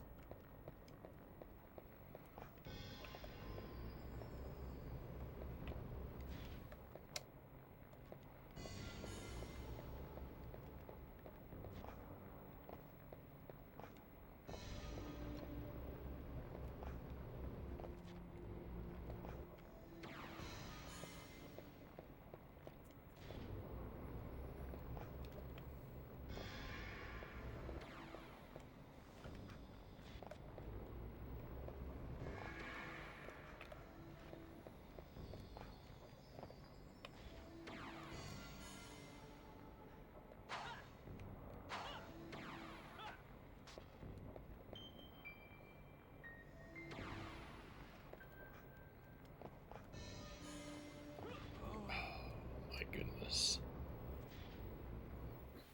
This part is not going well.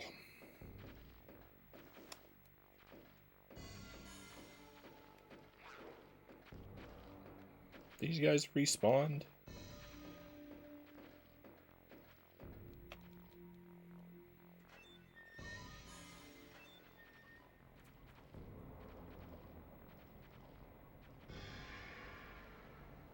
Going on a little fishing boat that rocked back and forth like crazy on the waves is the worst I ever got nauseous, though. Felt sick for 3 days afterwards. I've spent very little time on boats. I don't think I've ever been sick from being on one, though. Boats, I don't recall a boat ever really getting to me.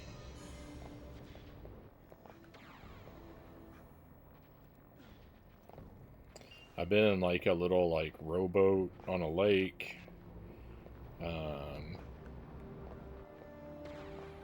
In like a little fishing rowboat on a lake in Kentucky. We went on a raft in the floating market in Thailand. And I've been on like a big like river cruise boat before.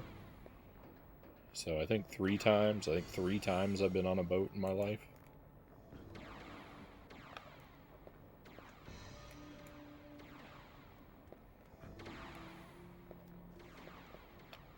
But I don't recall any of them ever making me sick.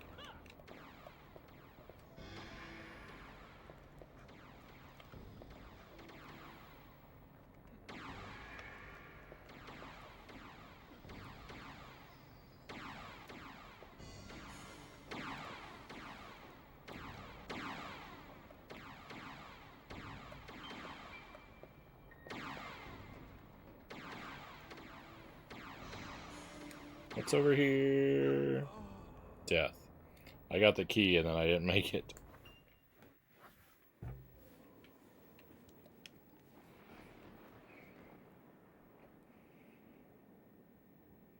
I can get car sick pretty easily too, Zergling says, so I have no chance on boats.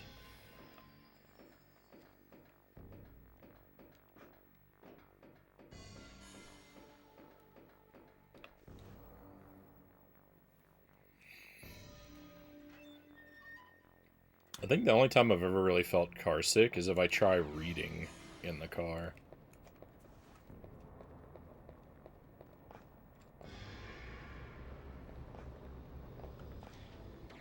That seems to make me a little sick.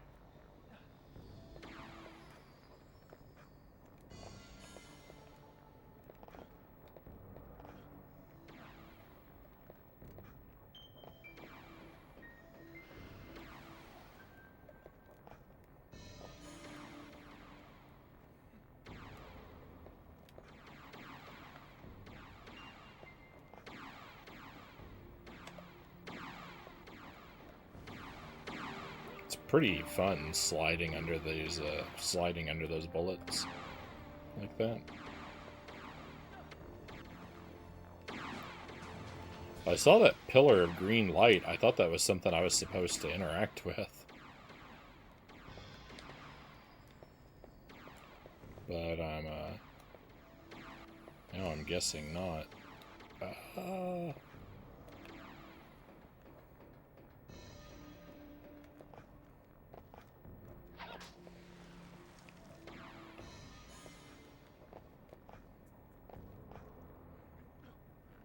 Alright, I made it all the way across both directions. It's fair to say I've completely mastered that room. And have nothing more to prove with it.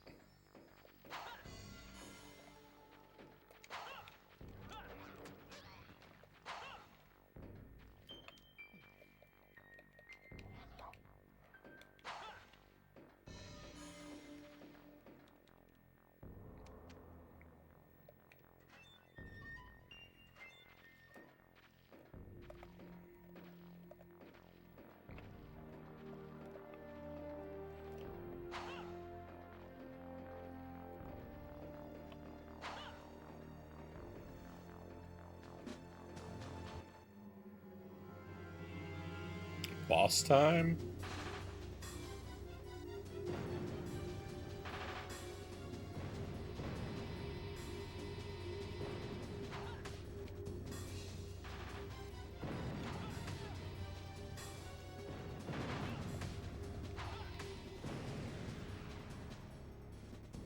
Okay, takes about 4 hits for the guns.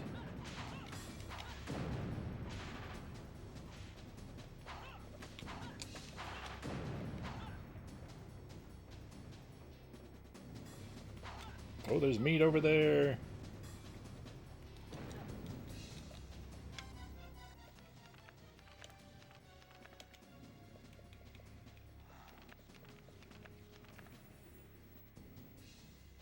Adidas Jam, welcome in. Hope you're well tonight.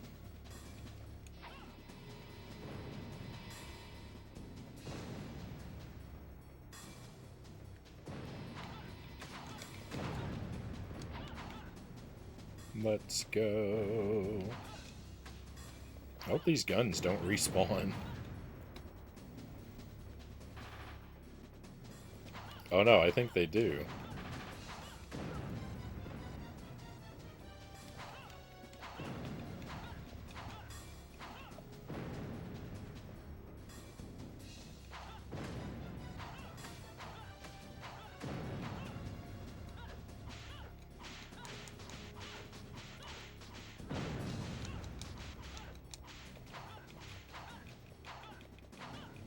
They do.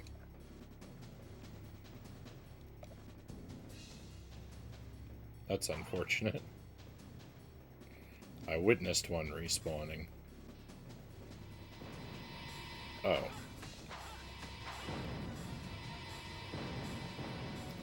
Oh, I see how you're supposed to do the boss now.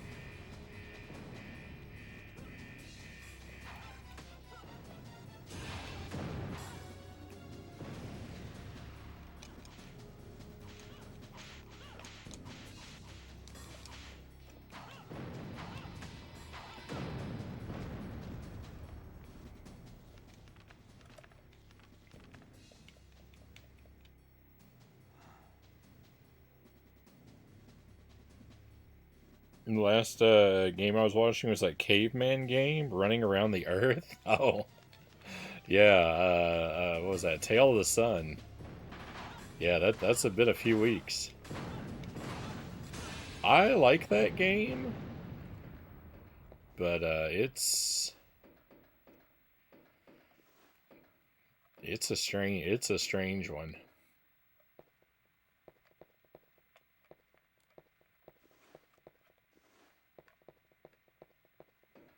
It actually does seem. So I read the instruction manual after I beat it, and it does seem like I pretty much figured everything out.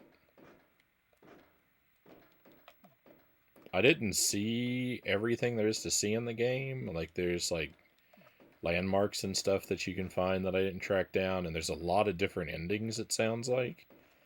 But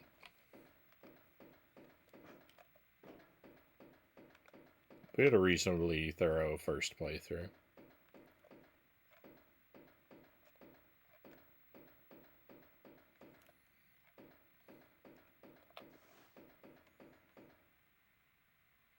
Wait a minute. Oh, no, no, no. That's gonna take me back. I don't want to go that way. I misunderstood the scenario. That boss was fine, by the way. That was really nothing to worry about.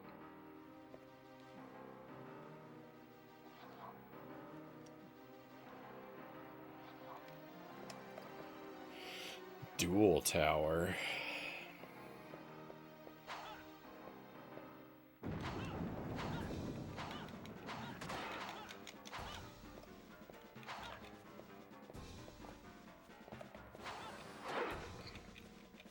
I always have trouble in this dual tower in the first game, so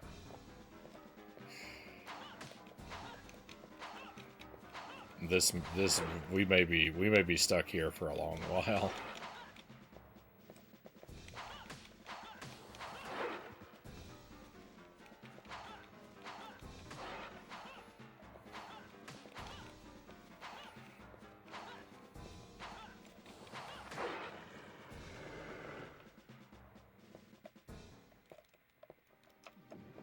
Chicken, nice.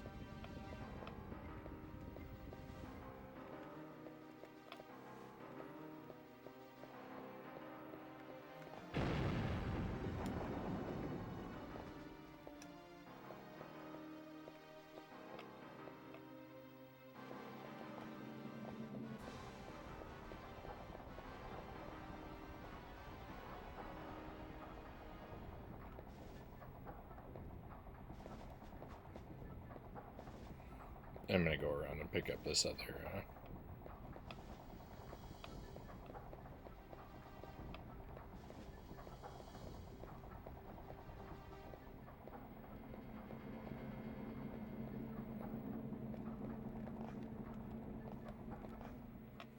No.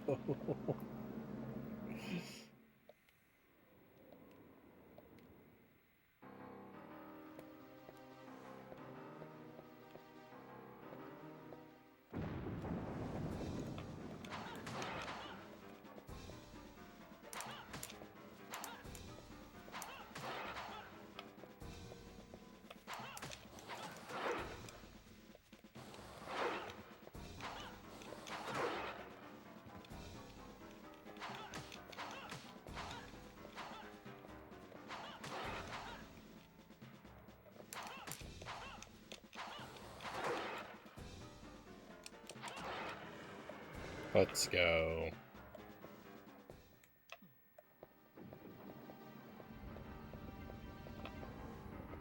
Okay, so what I should now do is I should go over here and save so I don't have to keep refighting that guy a million times.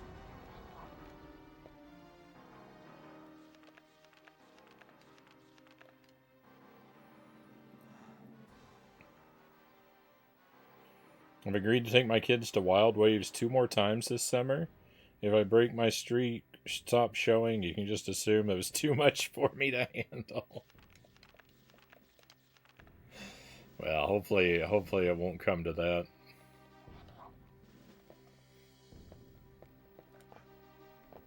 But I'll understand if it does.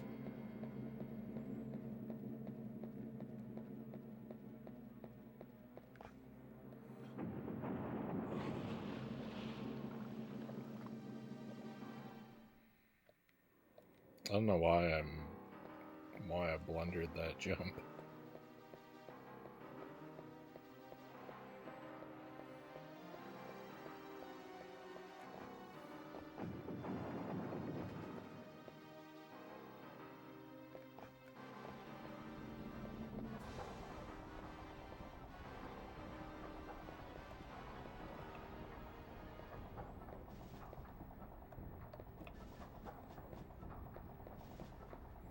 Welcome back, Sparrow.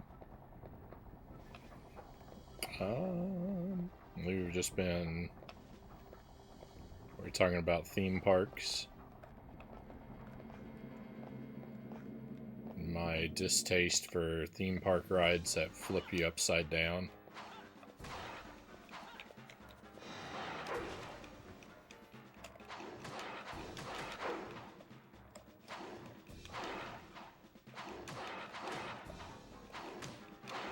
Werewolf versus werewolf.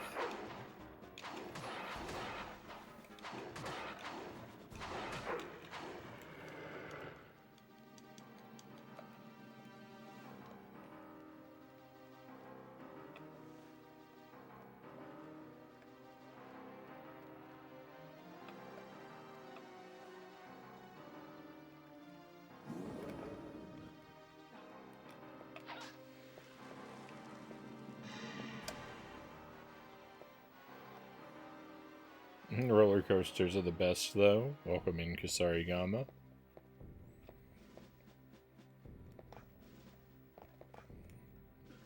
I'm alright with roller coasters that are just like up and down, but it's when they have complete loops, I don't really like those.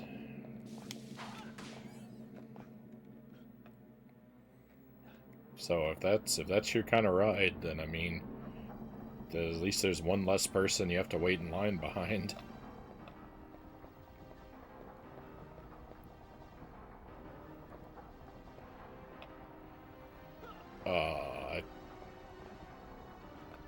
I misunderstood.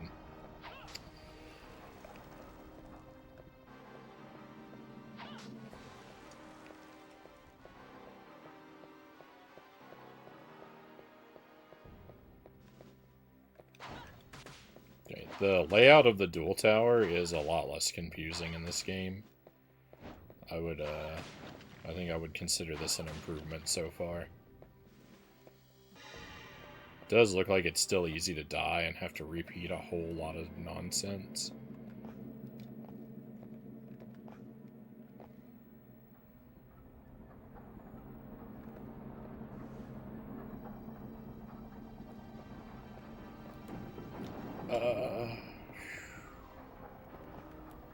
No! Kind of like this. That's unfortunate.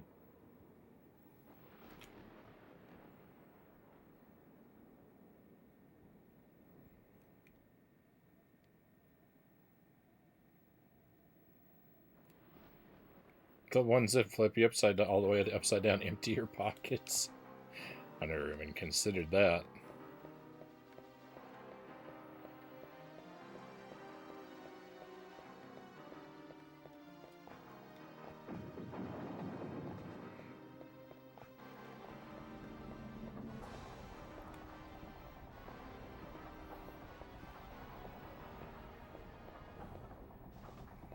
I haven't been on something like that since I was a kid, Sparrow says. Yeah, I think I was saying that we went to a lot of we didn't go to a lot of theme parks, but I would go to a theme park like once a year or once every other year.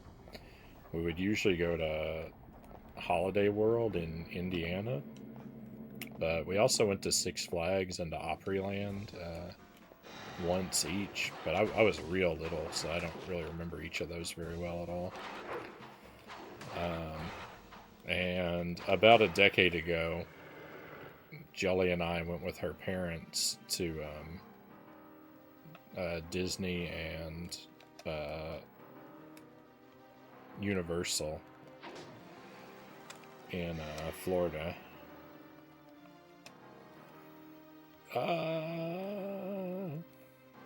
That was probably the last time I've been to a theme park. It was like 10 or 12 years ago.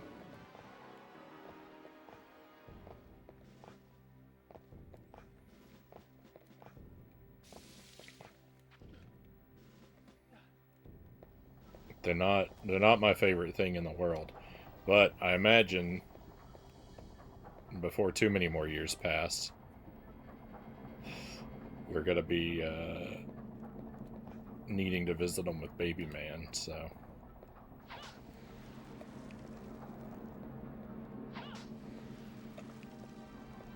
I go ahead and start mentally preparing myself now.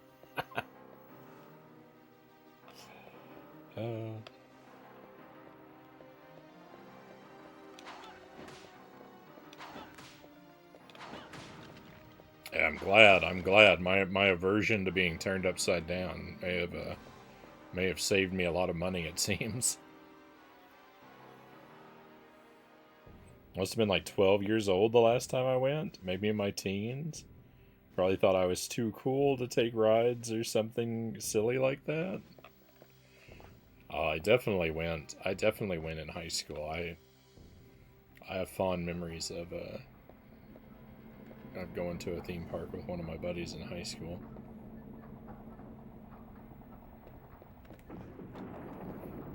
And we rode all the rides.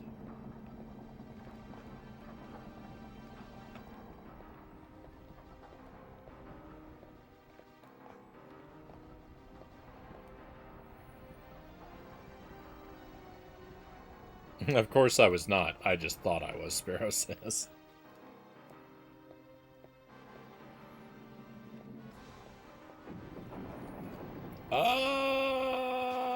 That jump. Brutal. Might have robbed myself of a lot of fun for thinking I had to be a certain way. I mean, I think that's a pretty common, I think that's a pretty common error that people in their teens make.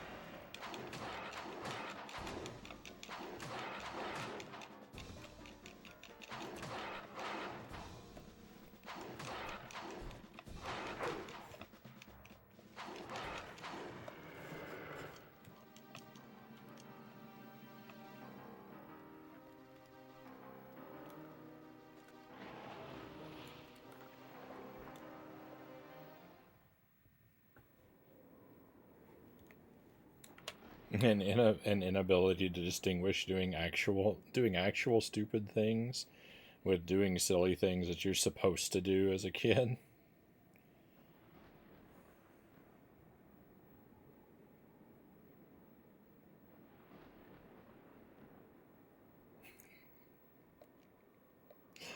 Thank you, Chozo. Very generous of you, but no rush. I don't even have a console to play it on, so.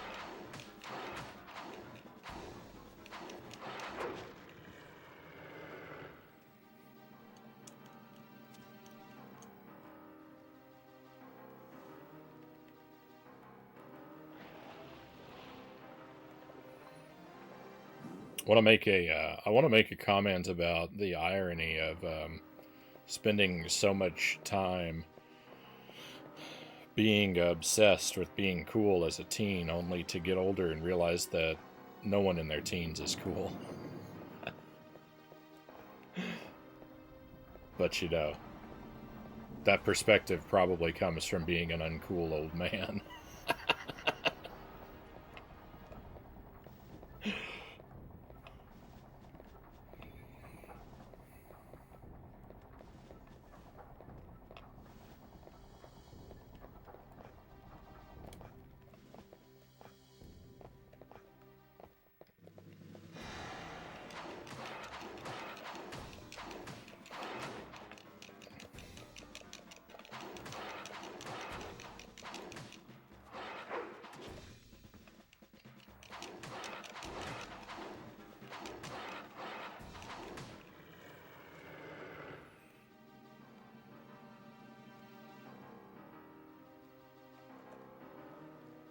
I think I've since made up for a lot of lost time in many ways, Sparrow says. What do they say? Uh, you don't grow up, your toys just get bigger and more expensive. Well, I mean, I'm still playing with the same toys. They did get more expensive, but that's only because they don't make them anymore.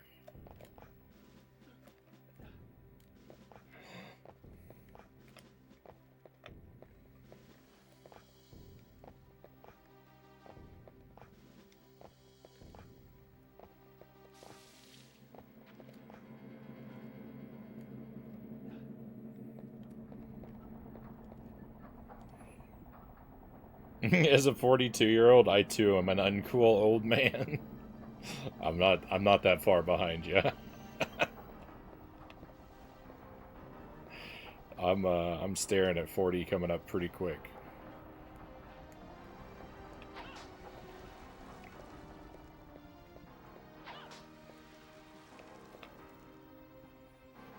You're so welcome here, Sparrow says. 40 hit me this year, Sparrow says. Happy 40th.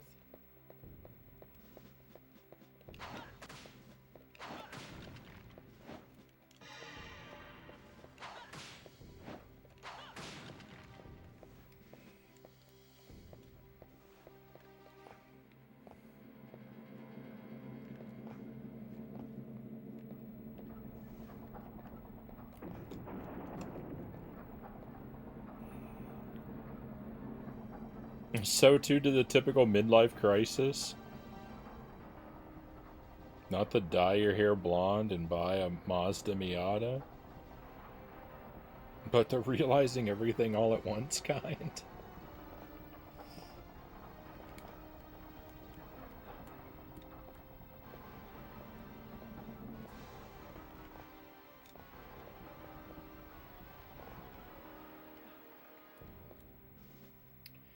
I don't know. I don't know if I've been through an experience like that yet myself.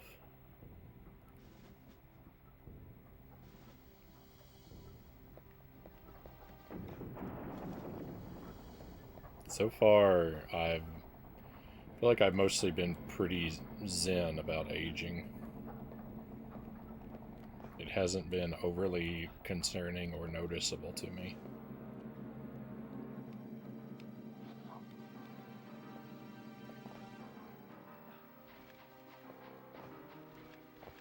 I'm aware of it a little bit, but I don't really feel all that different. I don't physically feel much different than I feel like I ever have. And that's probably like, there's probably a degree of like amnesia there. The like frog in the pot of water kind of thing.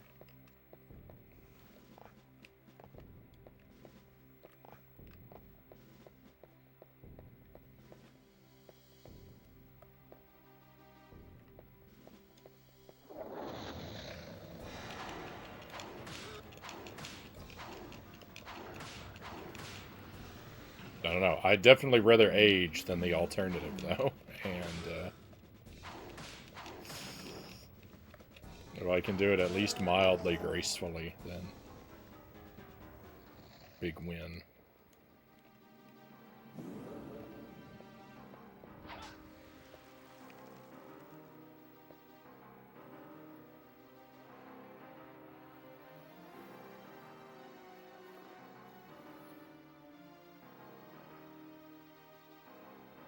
I honestly hope you don't, Frownie. Everyone I've spoken to who's had a similar experience tells me it doesn't go away, it just becomes something you learn to manage.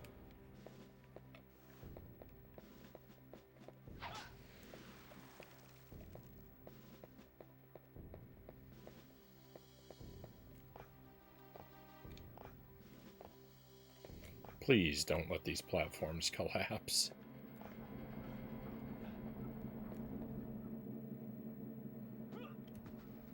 That was low enough to hit me.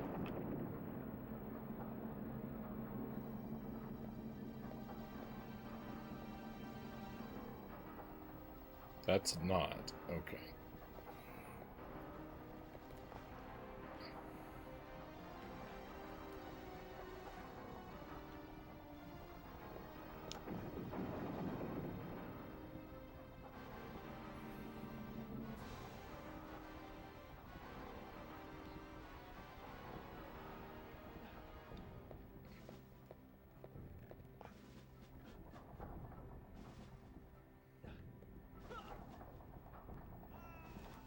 That's a shame. I knew I was making an error as I did it. Oh, but we saved. It doesn't matter. Everything's fine. Everything's fine. I was never worried. Yeah, let me Eliminate these guys so I can hang out safely for a moment.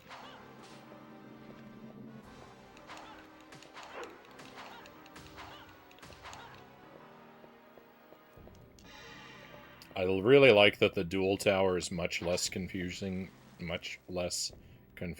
this version.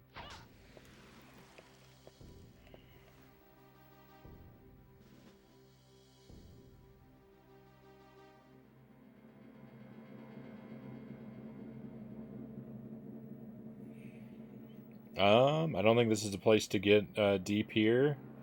My story's a bit different. Some of mine is realizing before it's too late that my parents aren't getting any younger, so I need to spend as much time as I can with them while I can. That's one of the many things that's been going around in my mind. Yeah.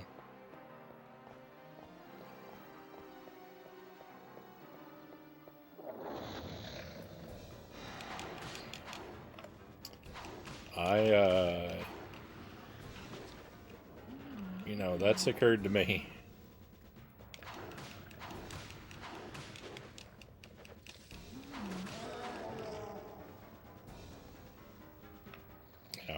My mom passed away just a couple years ago, and my dad is in exceedingly poor health, so...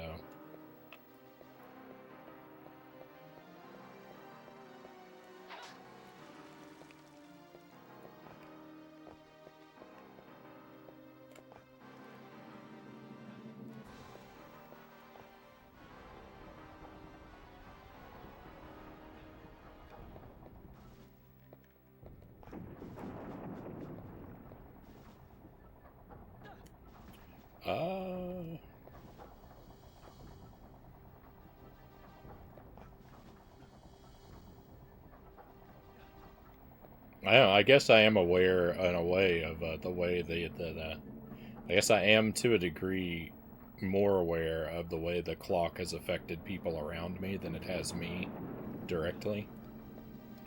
That might be fair to say.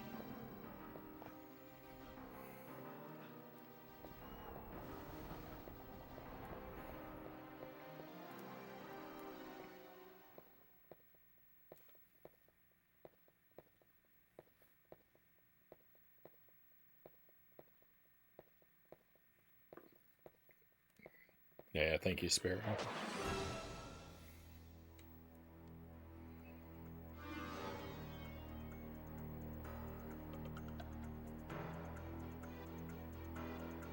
This,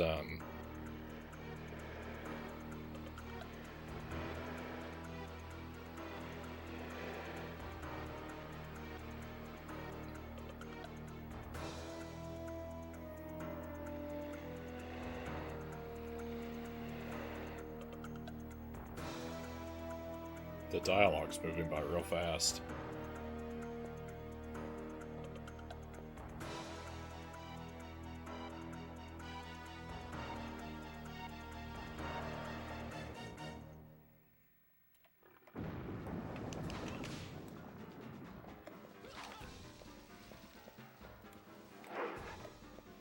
Okay, might want to stop and eat some meat.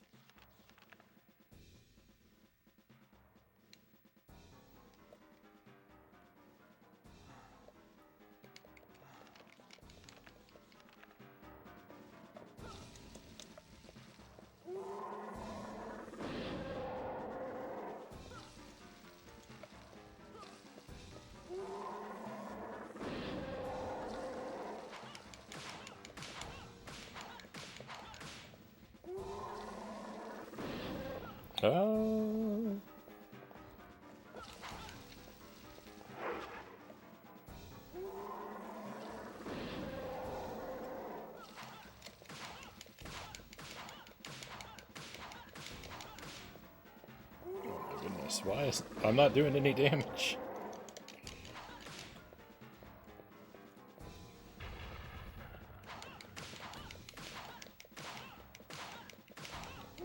There we go. Oh, maybe I...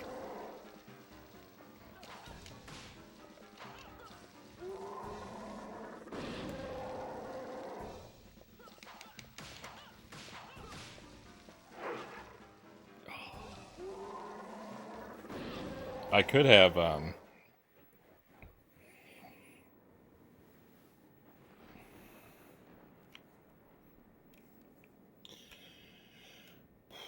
I could have spammed meat, but I thought I thought I was seeing an opening for what to do there. Um, Even as a churchgoer, Nick says it's still scary stuff. You know, um,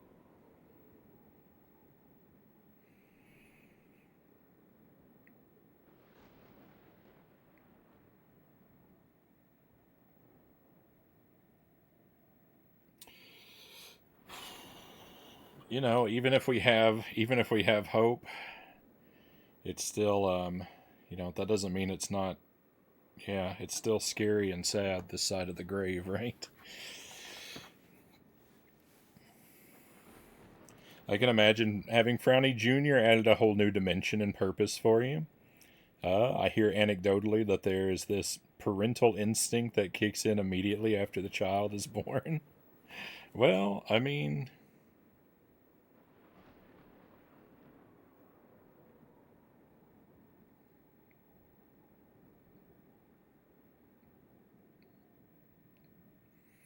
I don't know. It's not something like I've thought about how to put it into words. It's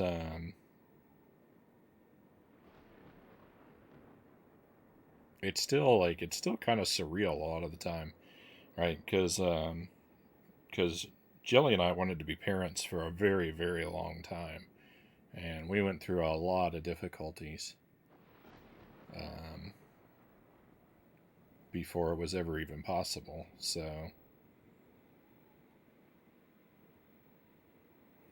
I don't know. It never really hit me like a sudden thing. I guess it was a very like gradual change to my life, and it was something that like even as it's happened, like felt very unreal and like tenuous and doubtful for most of you know for most of the whole process.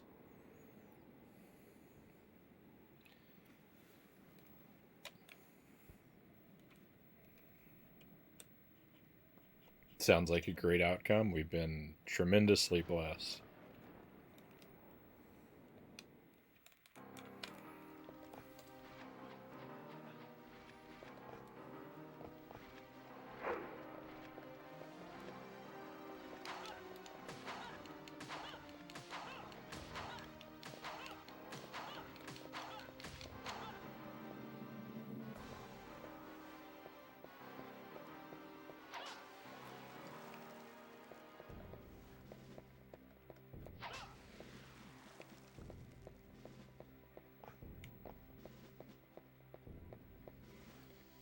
So,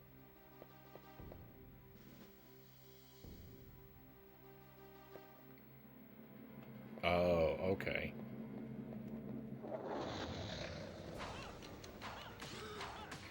Let me see if I can defeat this guy without transforming, and then maybe I'll. Oh, that fire hurts me. Maybe I'll have more resources for the next fight. That might be, I can use a little bit of my werewolf form there. Or I can just... Or I can just slide into the fire, which I already learned, which I just established hurts me.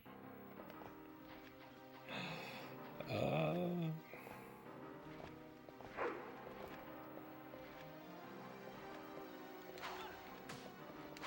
it's frustrating that those that deserve it the most often seem to go through a much harder time. Well, ultimately, I can,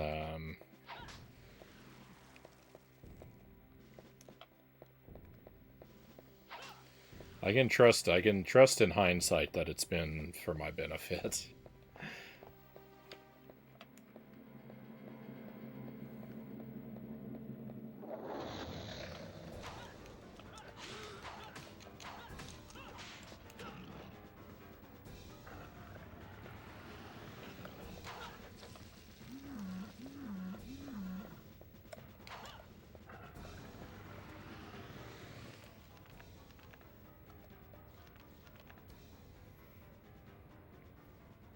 I'm a lot more, I'm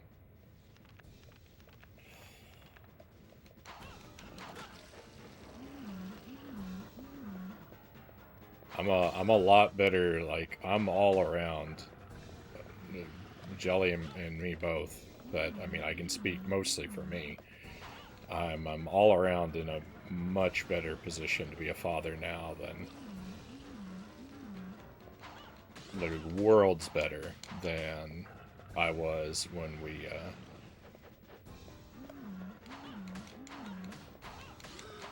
like, first started thinking about wanting to have kids.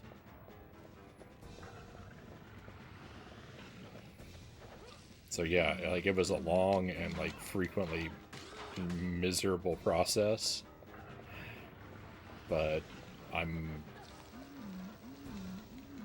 I'm much better for it.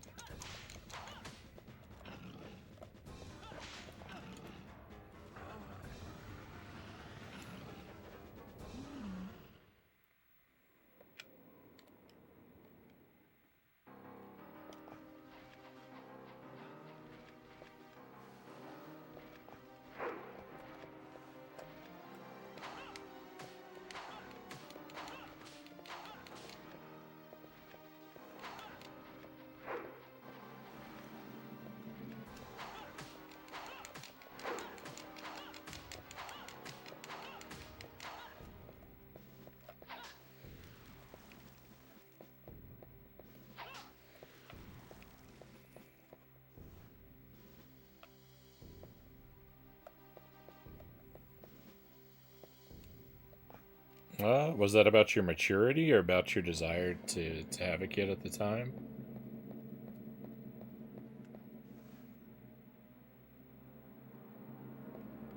Personally, no, it's not my path, but I'm okay with that. Oh, I mean, just everything about our situation. Yeah, mostly like I'm speaking about like my capacity to be a good father. It's like, so basically mostly my maturity, but also just our whole general like situation with like finances and support and stuff like that would have been rougher than it is now. And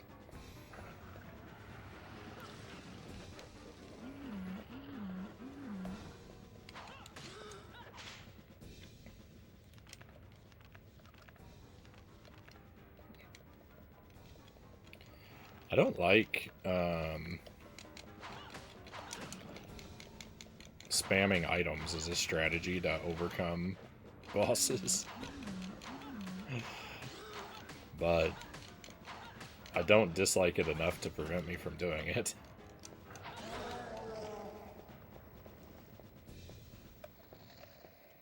I like games like Dark Souls and Hollow Knight. I really like games that force you to use and manage your inventory and maps in real time, because they force me to interact with the game in what feels like ultimately a better way. But you know, if the game lets me take advantage of pausing and spamming items, then I'm certainly not above it on my left to my own devices.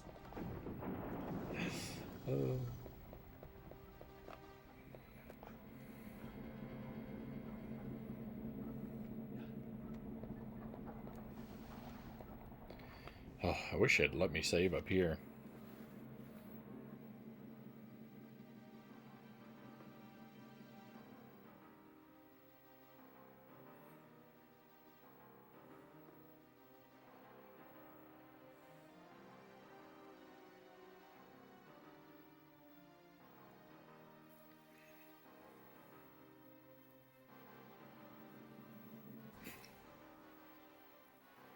The fact that you even consider that back then is just you're miles ahead of many that just had a child and hoped it would all work out for itself. Well, problem with being too responsible is you might end up concluding that there's never a good time. Yeah. Yeah, I mean, that's definitely a danger, too. Who's really ready for their first kid, though? No one, that's who? Yeah, I mean, it is. It is more than you think it's going to be. It is more than you think it's going to be. No matter how many people, no matter how frequently you hear, no matter how frequently you hear how overwhelming it can be,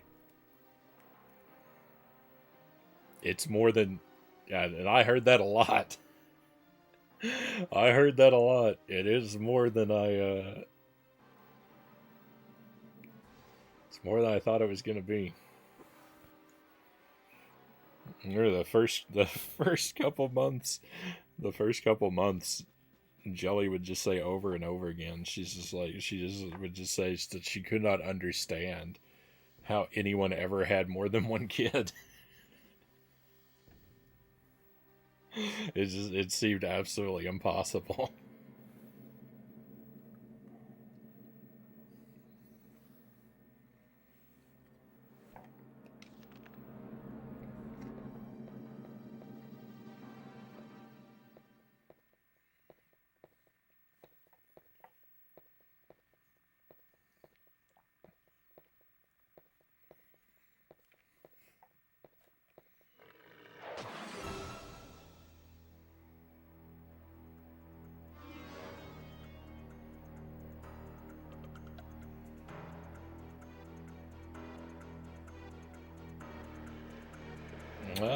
Well, I haven't had that conversation about being ready. We concluded it would never likely be an ideal time, so why not just go for it now?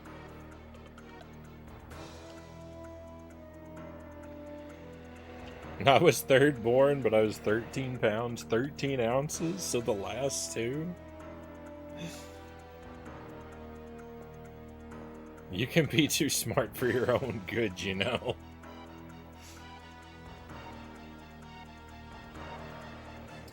Yeah, I do. I do sometimes. I do sometimes suffer from like the paralysis of overthinking stuff, for sure.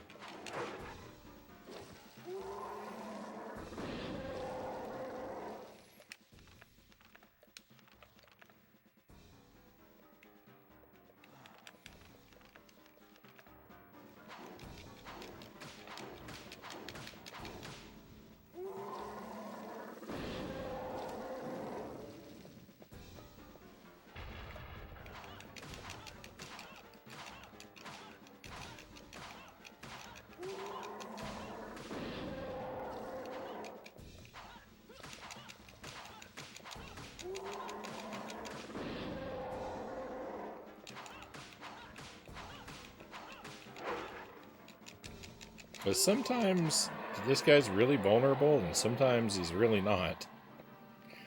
Our attack does a very inconsistent amount of damage, and I thought that it was.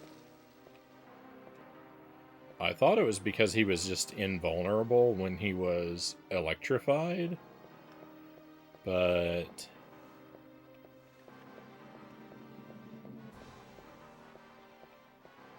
I don't think that's the case.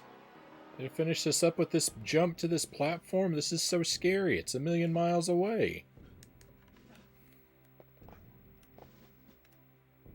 That's the end of the section, though.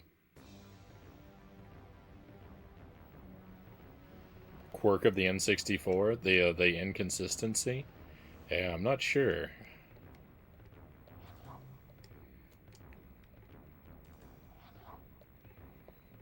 There's probably some logic to it that I just don't realize. I'm just too dense to pick up on. Maybe on our fourth pass through the game it will occur to me.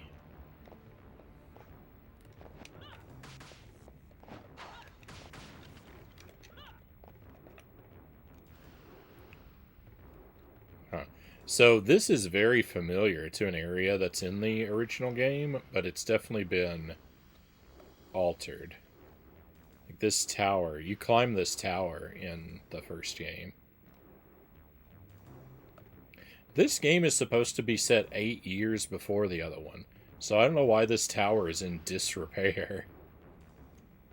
If this is earlier, the tower should be in better condition, not worse.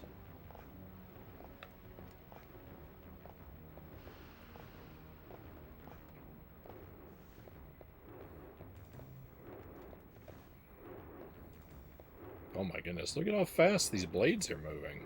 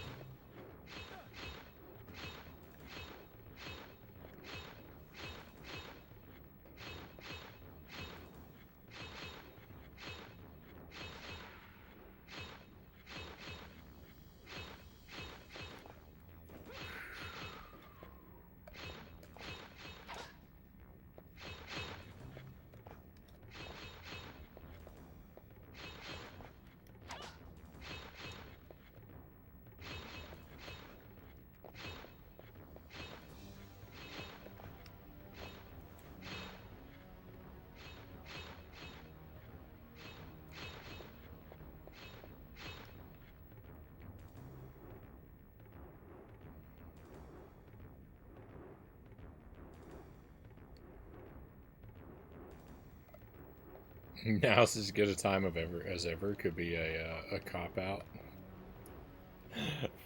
for me to make a big purchase of something.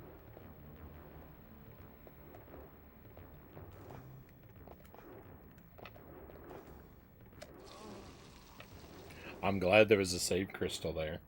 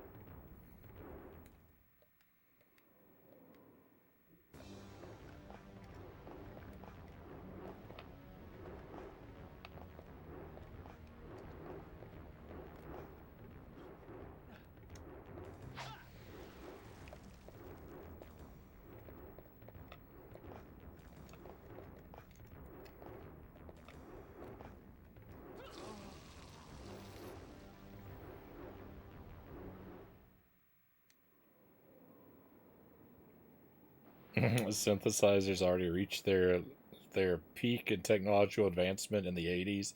I guess I'll purchase one right now because reasons.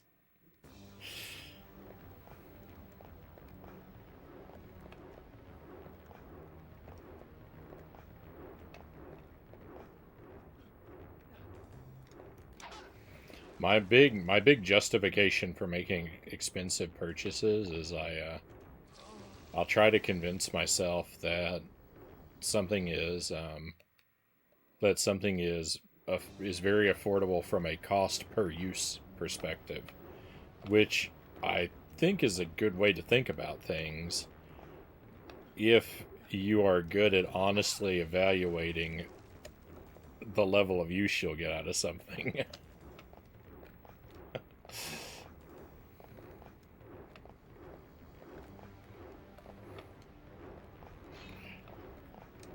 But if you're good at skewing if you're good at skewing those numbers, then it really doesn't help.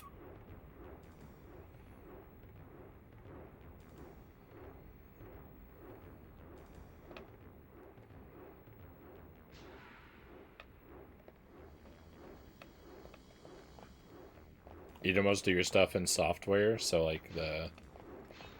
Oh, so like the physical hardware expenses are things that,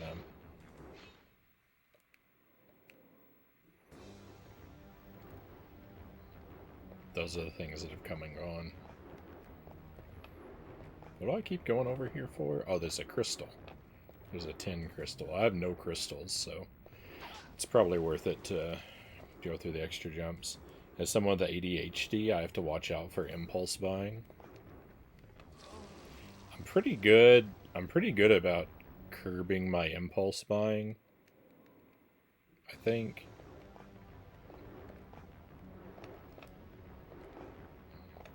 But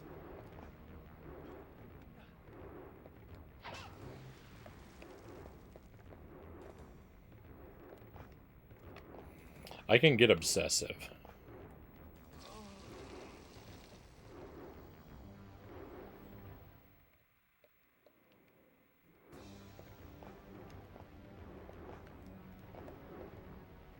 So I can be pretty good about talking myself out of buying something immediately, but it's hard. It can be hard for me to talk myself out long term because I can get obsessive and dwell on things.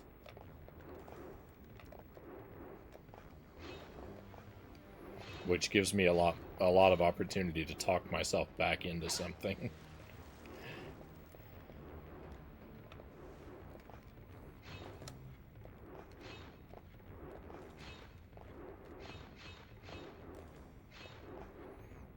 It does at least have the benefit, though, of, like, it allows me time to, like, build up savings for something.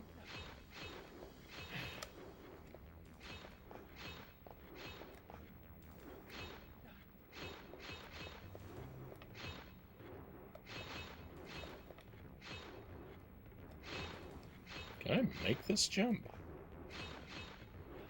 Let's go.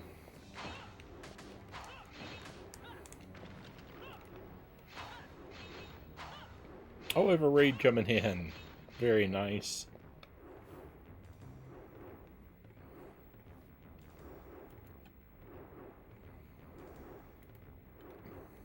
Give everyone a moment to settle. Let me catch up with a couple of the notes here in the chat.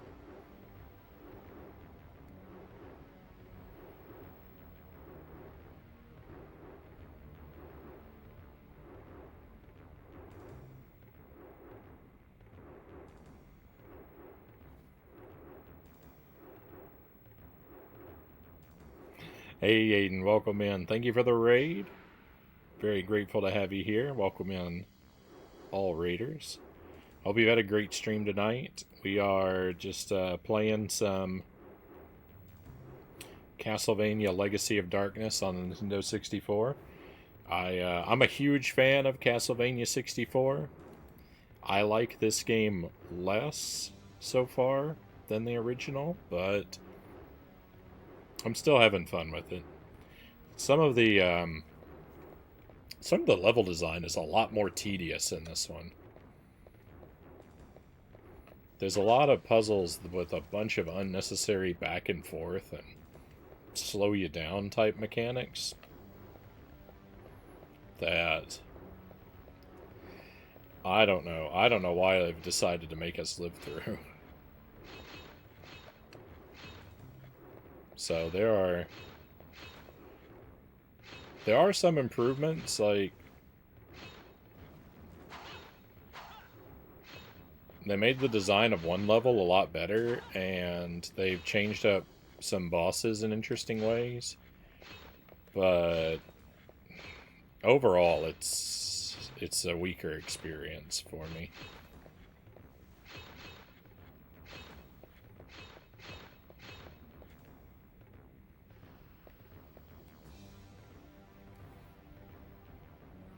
Never played Legacy. How is it? Yeah.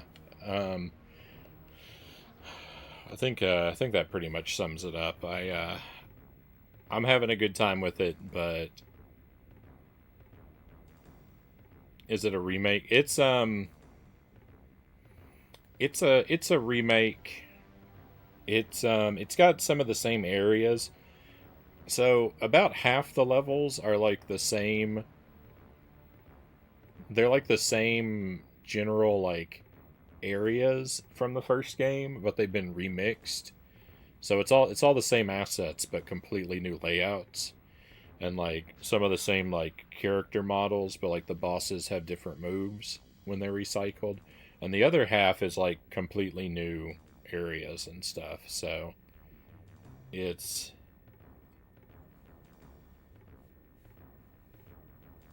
it's quite different.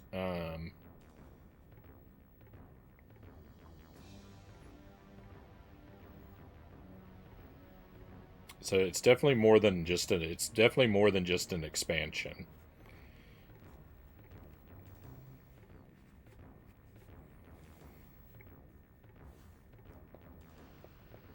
But it's not a completely unique game at the same time. I can't make that jump. Uh,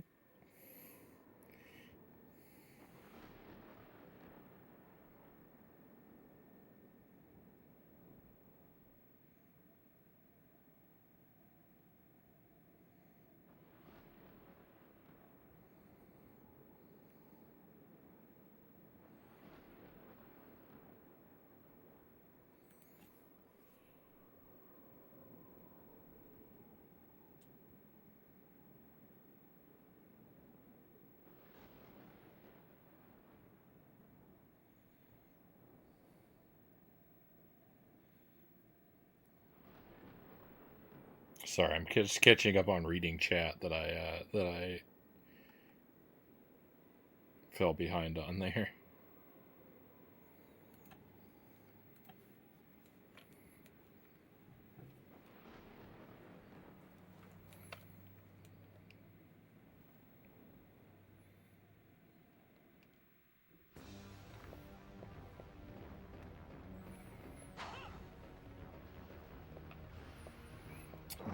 Putting stuff on wish lists is really like a double-edged sword, because like the thing is like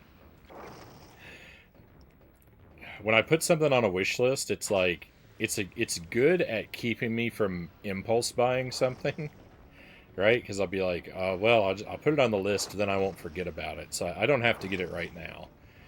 But then the thing is, like, I sometimes wish that after I put it on the list, I would forget about it, so I wouldn't keep checking, and eventually talk myself into spending the money on the thing. I need a wish list that secretly deletes the things that I add to it after like a certain amount of time. I can't know it's going to do it, or I won't be able to talk myself into using it. But I need it to secretly delete stuff behind my back.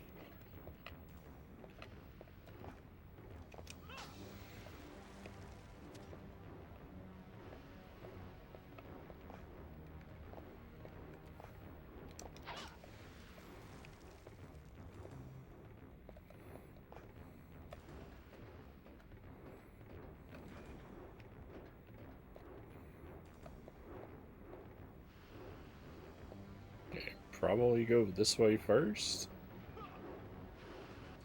Oh, awesome.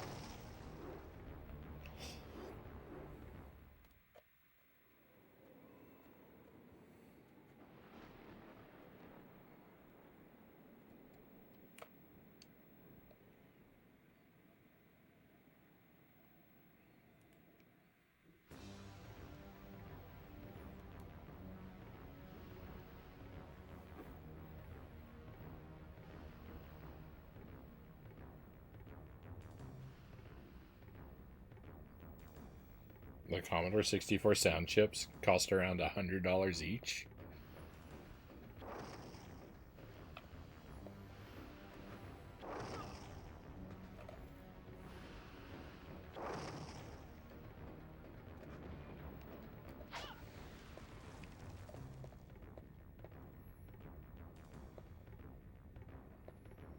My end game is to hopefully have my own MIDI box SID synthesizer and continue to make great SID based tunes, but for now I can do it all in software.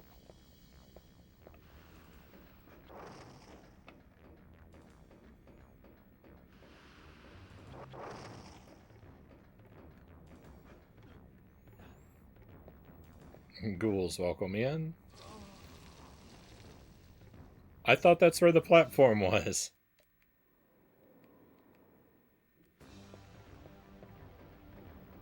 There's a reason that look before you leap is an expression, huh?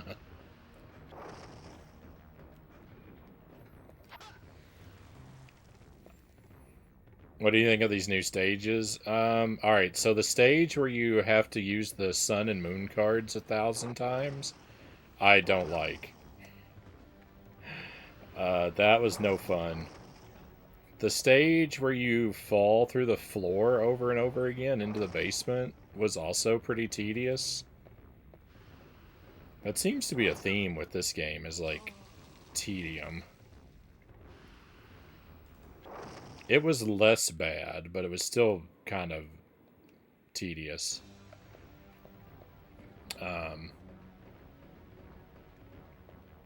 I don't hate it. It took a while to understand the breaking floor. Because the way that I fell through it, I was mixed up on whether or not you could walk around the edges. There was some user error. It's not great, though. I would say it's probably, like, on par with, like, Carrie's, like, exclusive, like, sewer level. Which is one that I also don't really care for all that much. The dual tower was improved. I like the dual tower in this one a lot better. It's much less confusing. So that's a plus. This fiery area is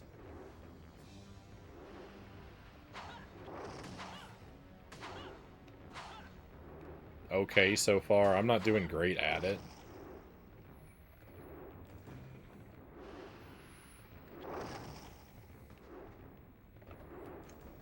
Oh my goodness.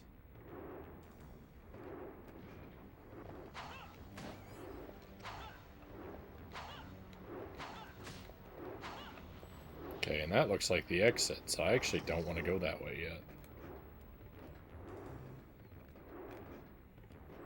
Because I still haven't seen what's over in this direction.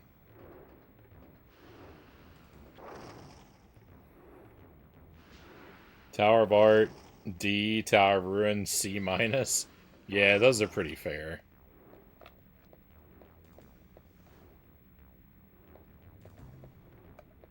Oh, I'm not sure which way it wants me to go.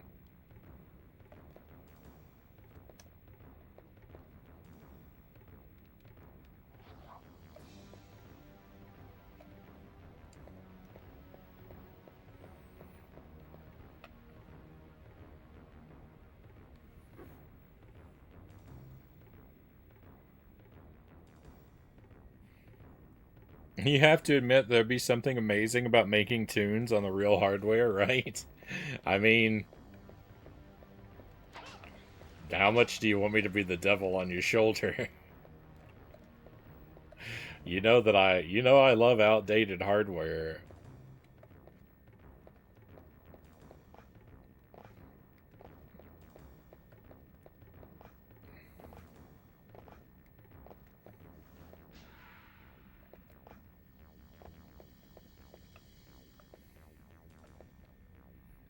For the sake of helping you justify your purchases, Sparrow, I will say yes, amazing. uh...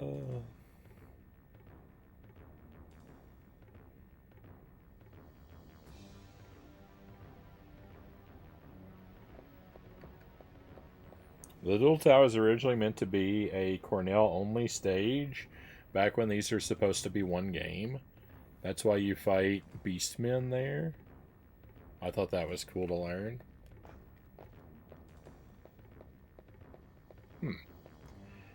Yeah,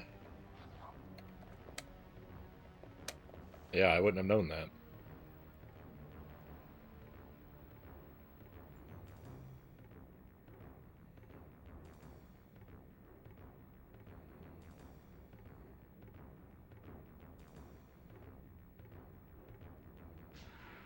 Cows, welcome in. Good to have you with us tonight.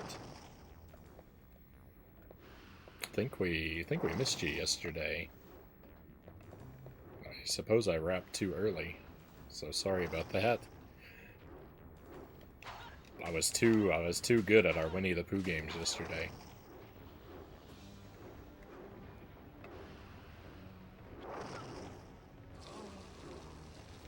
That's not a problem I often get to have. Good tomorrow.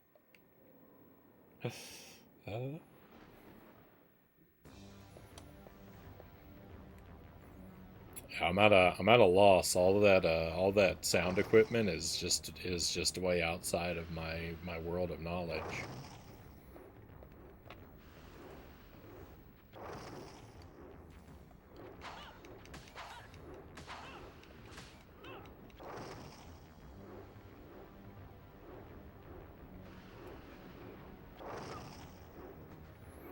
I know a little bit about guitars, and then that's really where my knowledge of like music making hardware kind of begins and ends.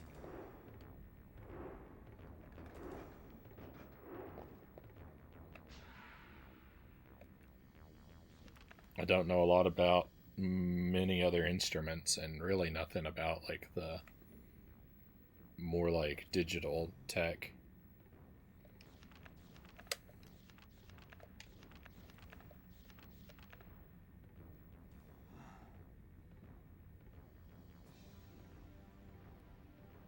Got home a bit later than normal last night.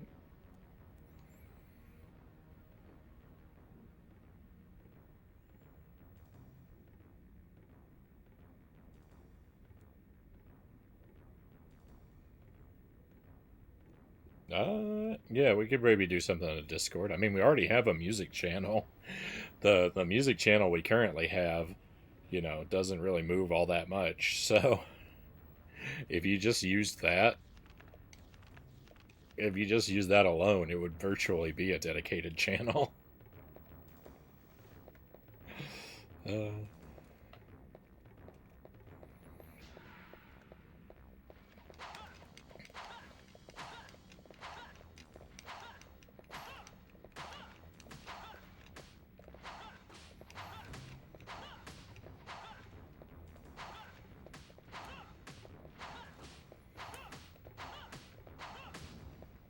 if it ever did pick up, there's no reason we couldn't split it off into separate things though. At the same time, I gotta sleep. Well, thank you for being here, Chozo. Hope that you sleep well and have a wonderful tomorrow. I don't know how much later we'll go. I'm not hoping to wrap up anytime really soon yet. It's kind of one of those, like, I'm just watching Baby Man, and as long as he's sleeping peacefully, I can keep going for a while yet.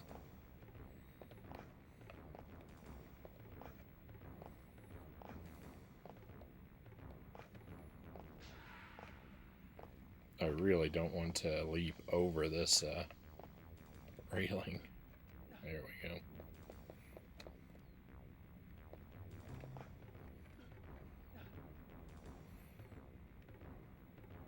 This stage is maybe the finest addition for me. All this flat, straight platforming just feels like filler. I actually prefer...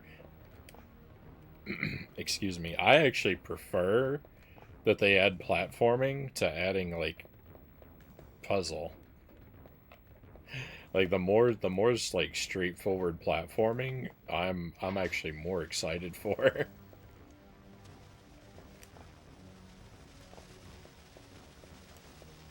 Whoa, where's the exploding skeletons coming from?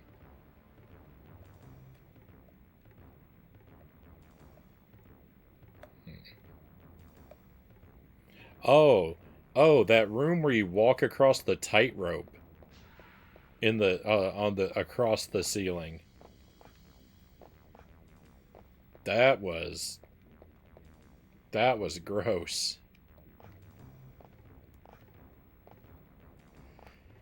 With the chandeliers swinging back and forth, I didn't like that at all. The Nintendo 64 controller is not made for walking tightropes.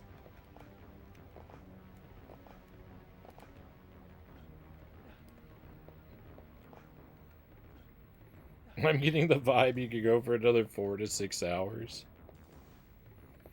I mean, if I didn't have to be up at 8 a.m. in the morning and stay up for the whole day.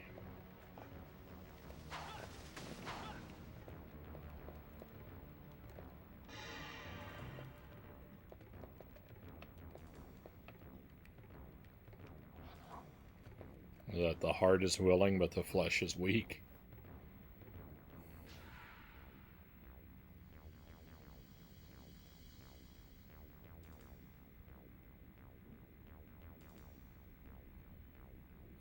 I know that music I like I consider good, Zergling says, and music I don't care for I consider bad. This summarizes my musical knowledge. Please hold your applause. It's not unrelatable.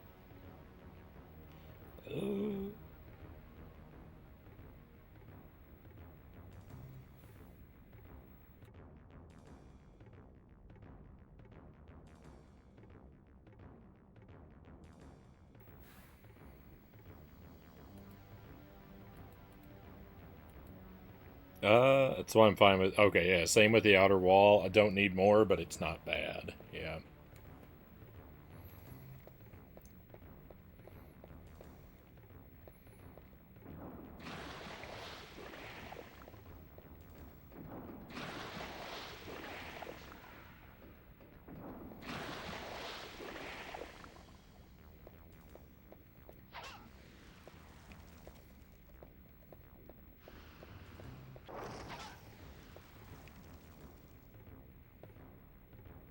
The tightrope is an example of something that feels like cut content that was cut for a reason.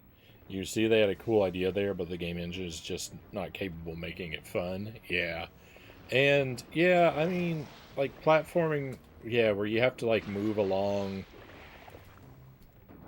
Like, because it's got the swinging chandelier obstacle, right? So it's like, it's a fine obstacle, conceptually. Yeah, but yeah, the in practice, it's really annoying.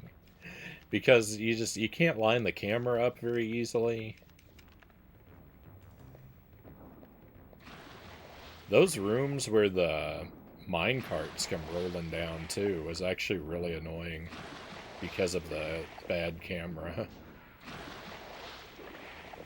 It took me way longer than it probably should have to figure out how to manipulate the camera so that I could actually see where I was going.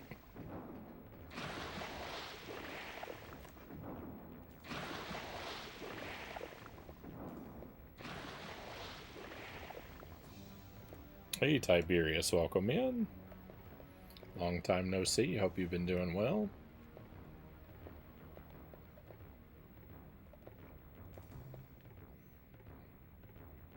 There's a lot to this place. And there's already a more interesting tightrope in the castle center.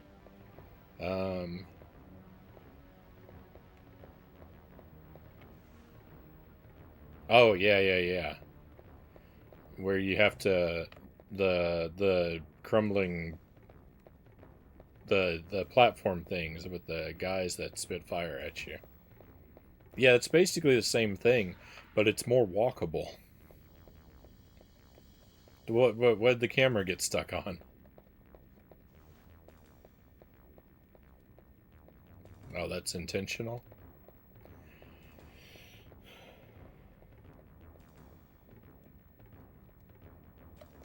Is it? That wasn't intentional. The camera was just stuck in the corner.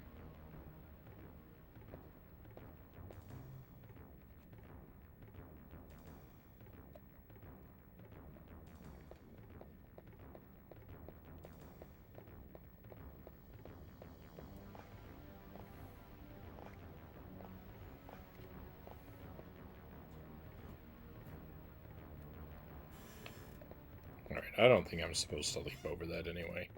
I do feel like...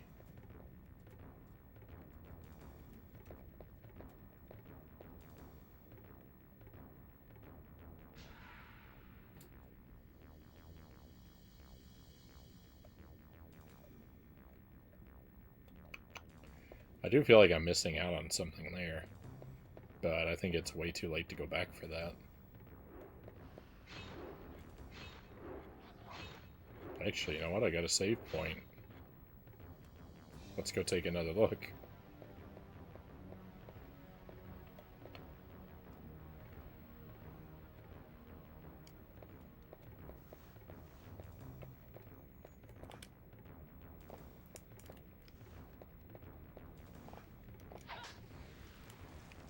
Oh, well. That's both thrilling and super disappointing. Oh, wait. There's an invisible...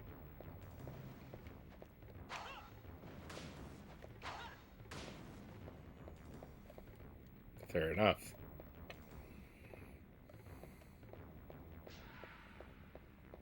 It's a pretty common feature of these games, right? Been doing good, and how about yourself? No complaints on my end.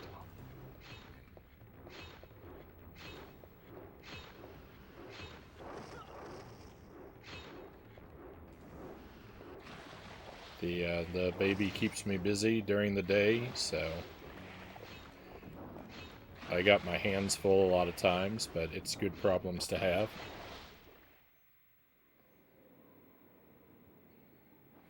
For my money, the camera's much downgraded in this version, Ghoul says. I do feel like I struggle more with the camera in this one.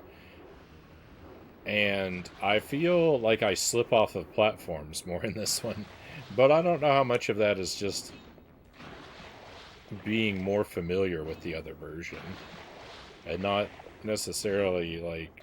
I don't want to be too quick to, like, say what's worse sometimes, because I know I'm already... Like, I have to acknowledge I'm more familiar with the other one and biased toward it. So, I've really, like, I try to be really hesitant with my comparisons. But I do feel like I slip off of platforms more in this one than I do in the other. And I have struggled with the camera in ways that don't feel familiar.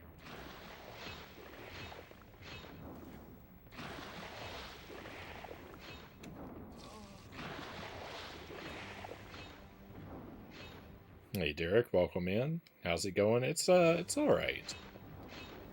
I'm making progress. I keep saying I still like Castlevania 64 1 better. But, you know, we're moving along. I'm having a good time.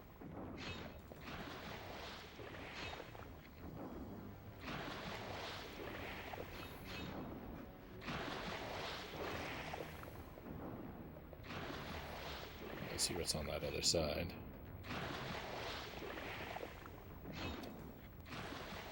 Oh, this is interesting. Does this crumble? No, that doesn't crumble?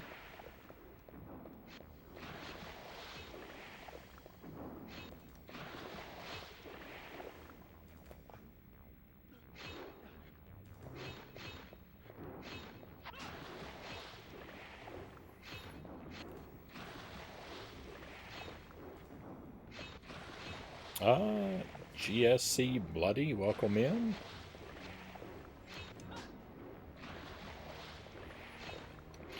From Brazil. I'm in Wisconsin, in the U.S. myself. I really love this game. Right on. I'm new to this one. I'm a really big fan of the first Castlevania 64. I like that game a lot.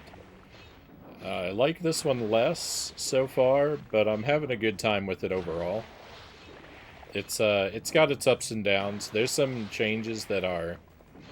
There are definitely some improvements that they've made. But there are some changes I don't like as much either. But this is my first pass through this one, and so if you know the game real well, please be careful not to spoil any of the content that's coming up.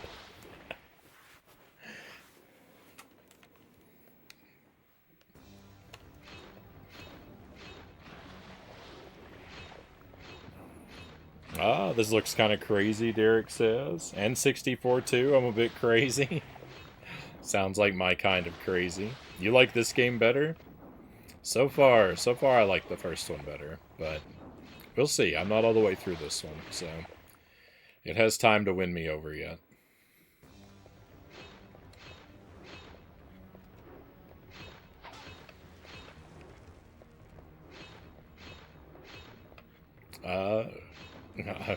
Thank you for the recommendations, but those are the kinds of things I'm not interested in. I wanna figure out how to do everything myself.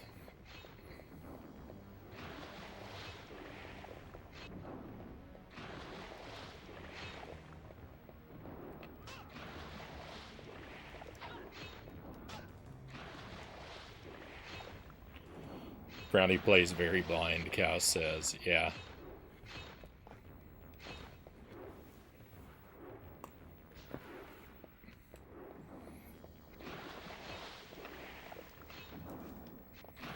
I'm usually all about the worst way of doing stuff, because I'm not very intelligent.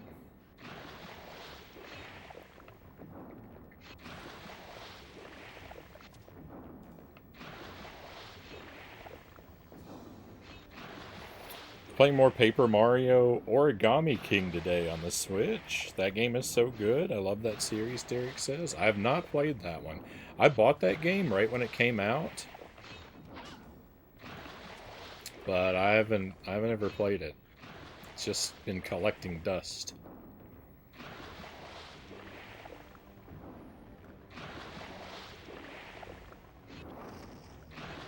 I love the original Paper Mario. I need to play more of the series.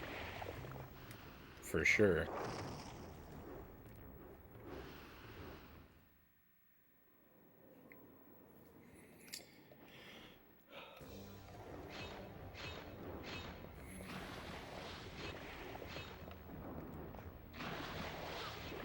Oh, come on. I thought I was in the right spot.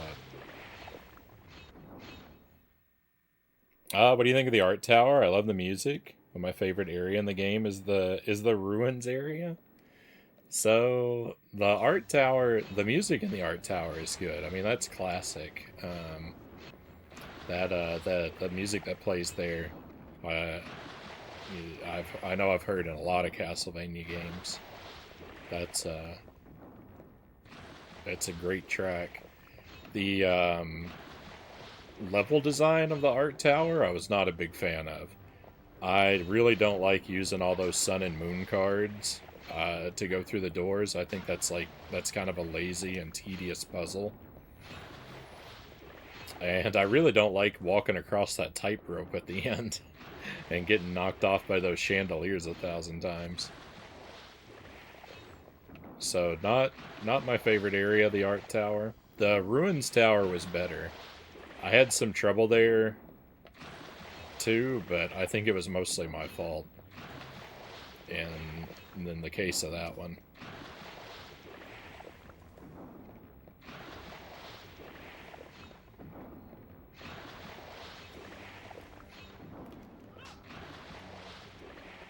This is probably my favorite, like, new part of this game compared to the first.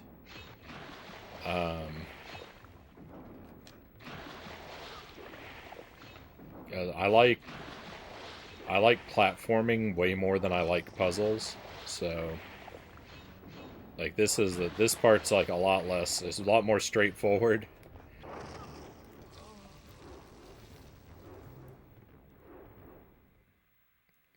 I know what to do. Generally, I know where to go. I just having trouble doing it.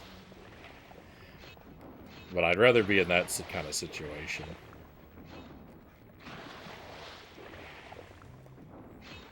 Art Tower does have cool music. Yeah, that track.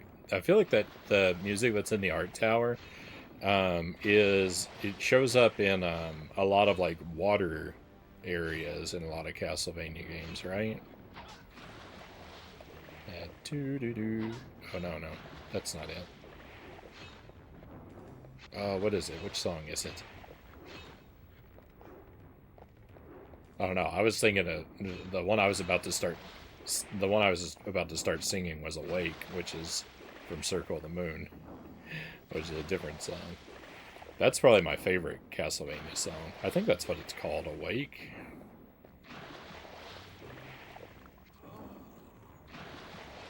Oh, I'm doing bad.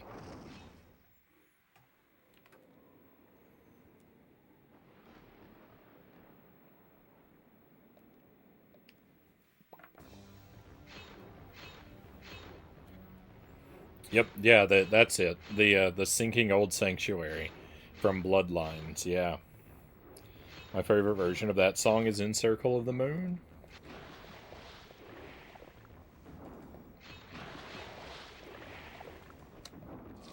Oh, come on.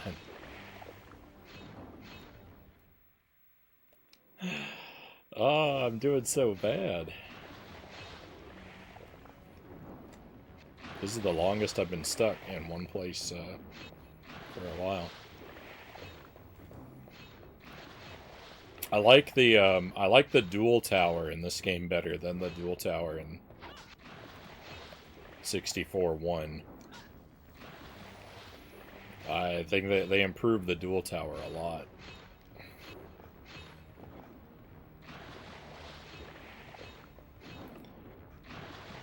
It's a lot less confusing. I like the big boss at the end.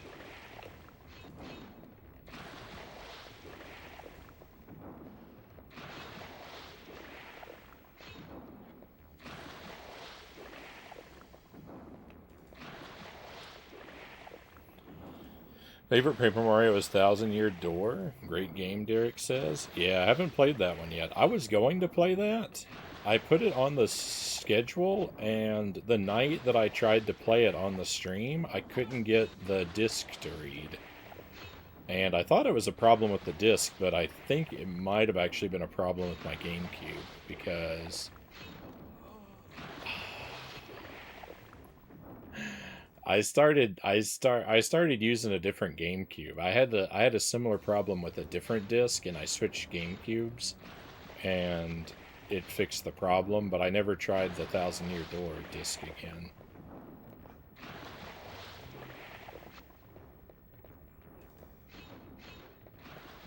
Yeah, I did both campaigns in 64. I've done Reinhardt and Carrie, and I've done both on hard mode as well. Though I mean, it doesn't. I don't think the game's any different. Like the content, I don't think it's any different. But yeah, I really like Castlevania 64. So I've played it. I've played it through a couple times with both characters.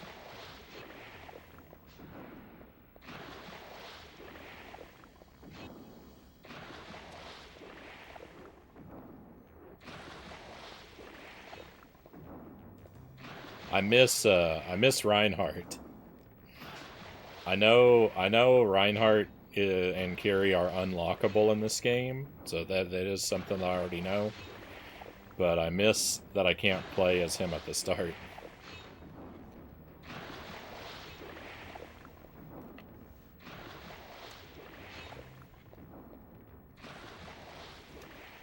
Because he was my friend, and it's a Castlevania game. I want to play with the whip.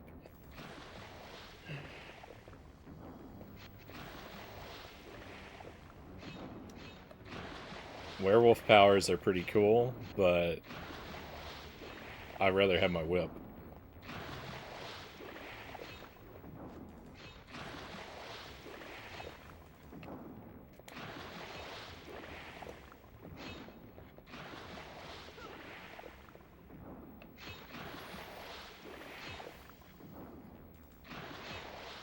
My favorite Castlevania song is a boring answer. It's Vampire Killer, Nick says. I mean, I don't think it's a bad choice.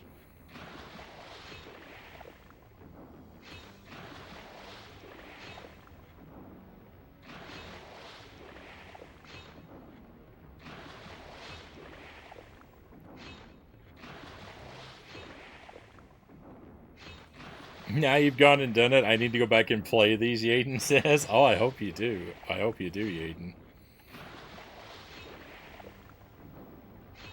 Sorry, I'm trying to catch up with chat that I've missed. There's a few comments that I think I've let slip by.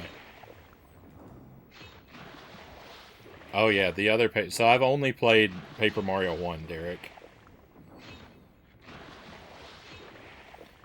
I want to play more, but yeah, I haven't gotten to them yet. Love the first one, liked each successive one less until Color Splash knocked me off the series completely. But I really hated Super Paper Mario, especially, Ghoul says. I'll be figured out because Thousand Year Door is superb. Like them all for the most part. Each game adds more and more busy work, became less focused on the characters. There are no new characters mandate took effect with Sticker Star, which is such a travesty.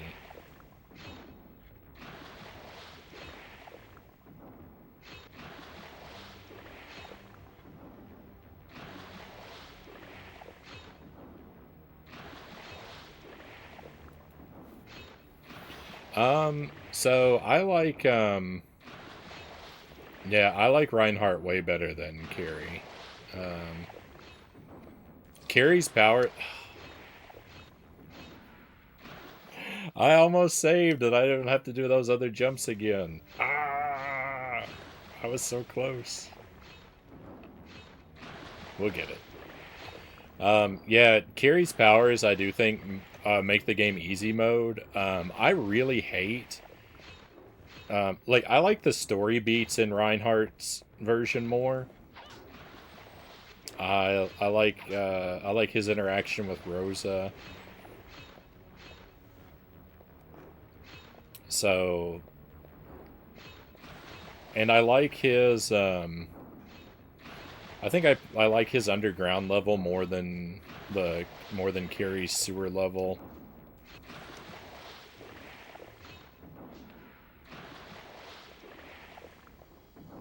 Probably.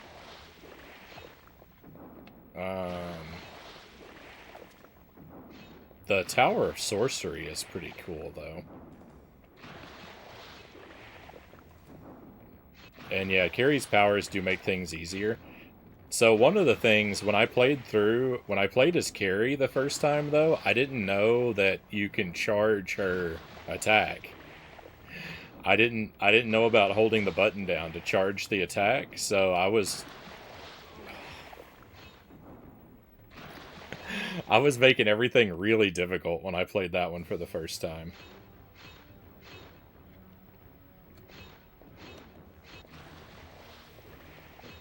I hurt myself a lot by not knowing that.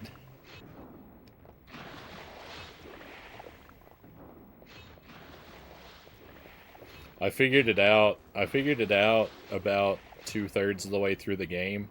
I think at the very end of the castle center, during the boss fight,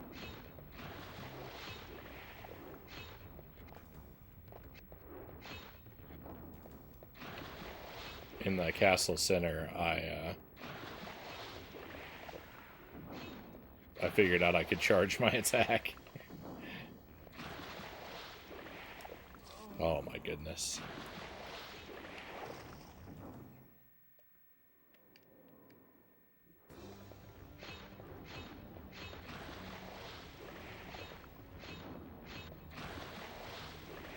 Can we talk about action view? Is there a camera mode that suggested action? So I actually, you know, don't really know the full details about how the camera works, so I can't quite talk about that. But I do appreciate your observation.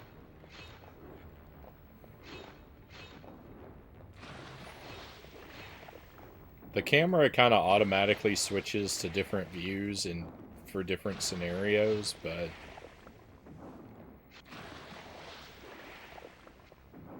it's always an antagonist.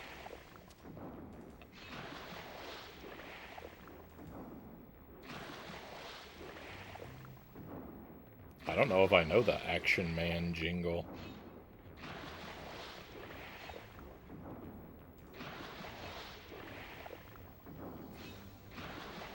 Carrie's story is pretty undernourished.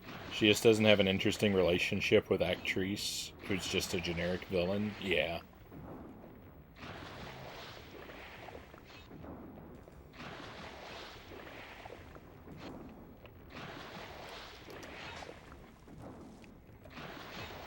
Oh, please. Make it back to the save crystal this time. Whatever you do, just make it back to the save crystal, Frownie. Release us. Oh.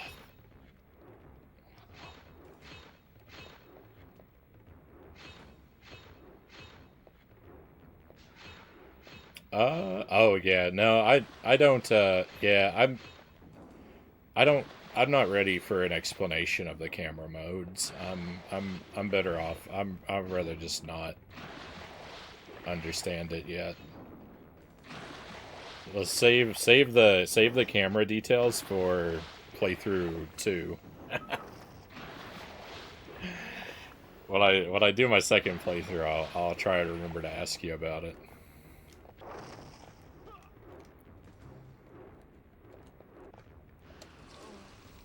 I almost saved that.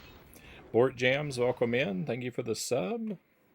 Thank you for the 4 months. Hope you're doing well tonight. Save it for when you're ready. Thank you. Thank you for the restraint.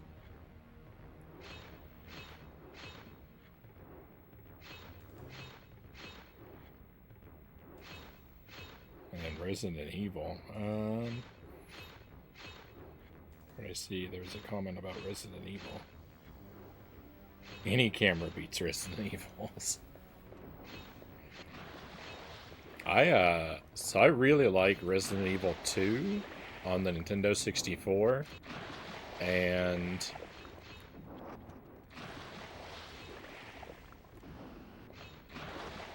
all of that difficulty I put myself through, and it doesn't even matter because I don't get to save the extra crosses that I stacked. I did all that for nothing.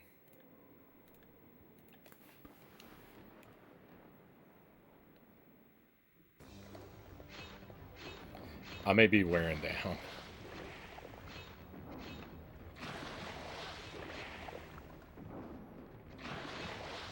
The hour may be catching up with me.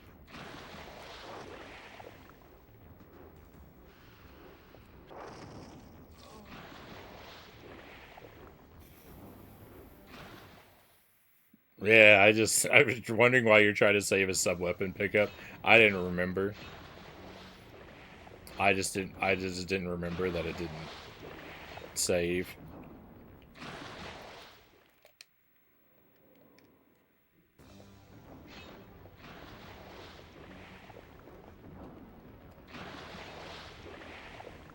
It's okay though. That's why we have the no help rules. I like making mistakes.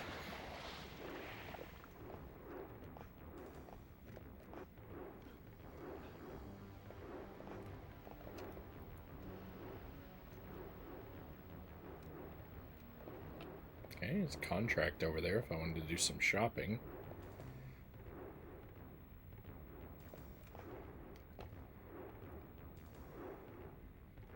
I think this is the exit.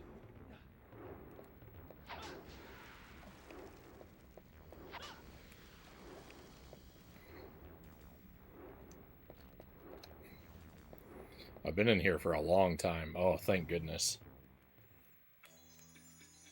The Tower of Sorcery is in this one too. I was just talking about the Tower of Sorcery. Oh.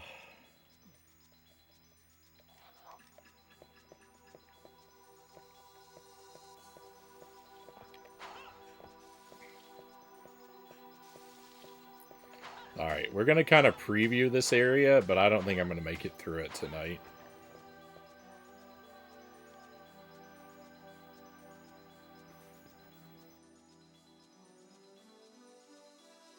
The sub-weapon upgrades are really cool. I'd like to have that addition in the first game. The camera does seem to heavily control your character.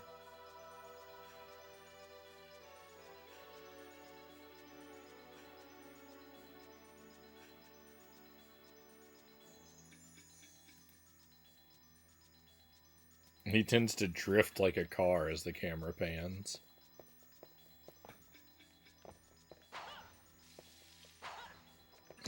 That might be an accurate way to assess my situation. I don't know. It's well, I timed that real poorly, but I still made it.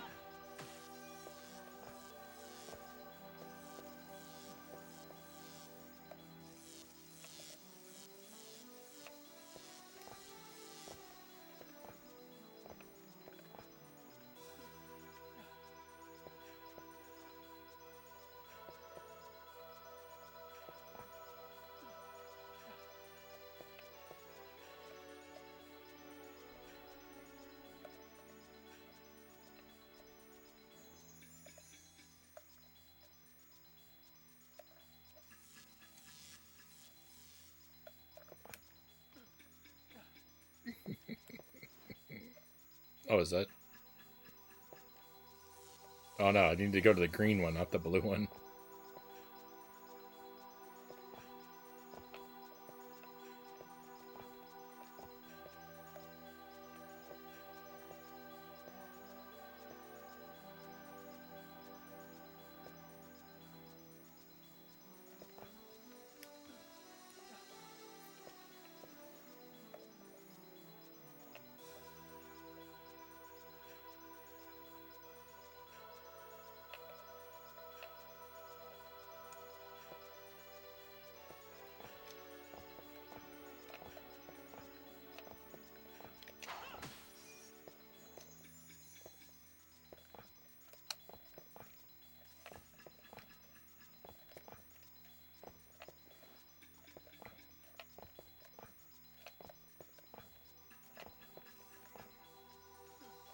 The gravity feels weird here. Seems off.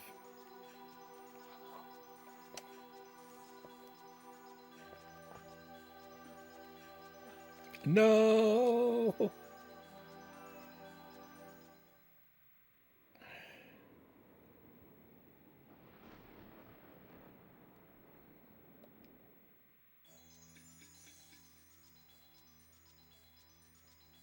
Oh no, I have a working GameCube, Derek. That's not a problem. I was having problems with my old. I have like 3 or 4 GameCube consoles. I was having problems with one of them, the first one that we used, but I haven't had problems since switching. I just haven't remembered to make time for the Thousand Year Doors. The only reason I haven't gone back to it. You know, once I get distracted playing something else, then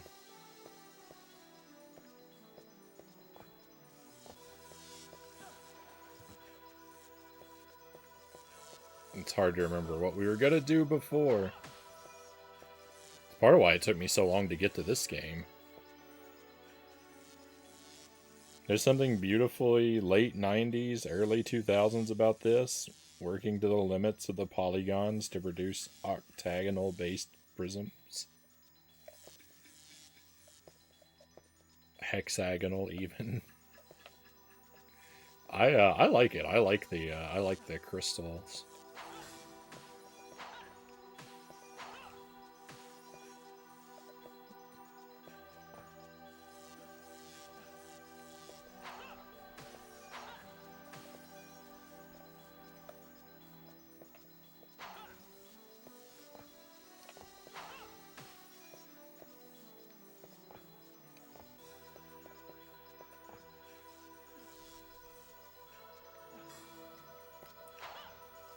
Alright, I feel like I timed that poorly, but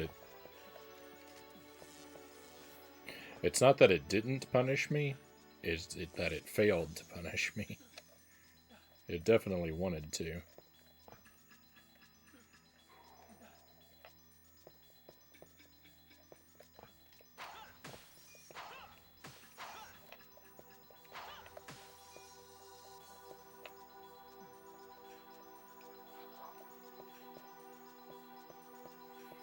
It feels like this tower has been way more straightforward than it was in the original game.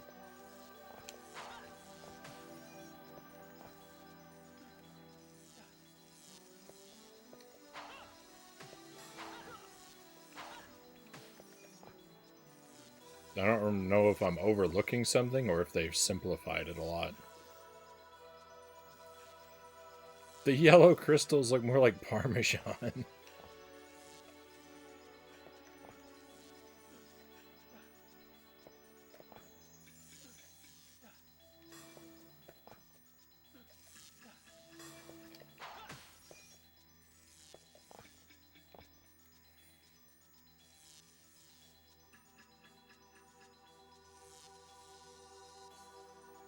But they look more like pencil tips. Can we talk about that crystalline arpeggio type sound going on high up there in the sound spectrum?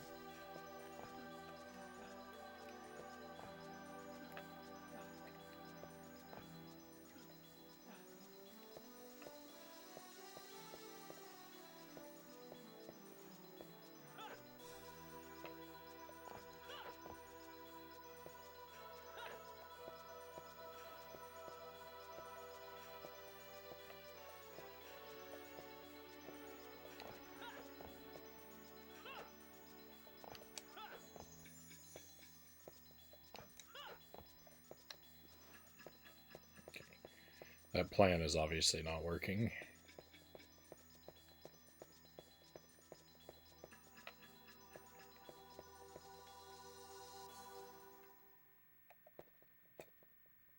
That was the end? I'm locked out now? Well, I think I missed something there.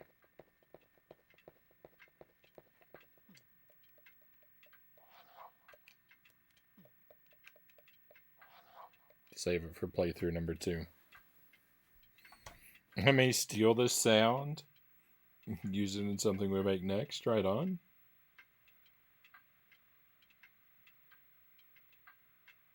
Is it a crystal area if the music isn't twinkly? Cal says, yeah.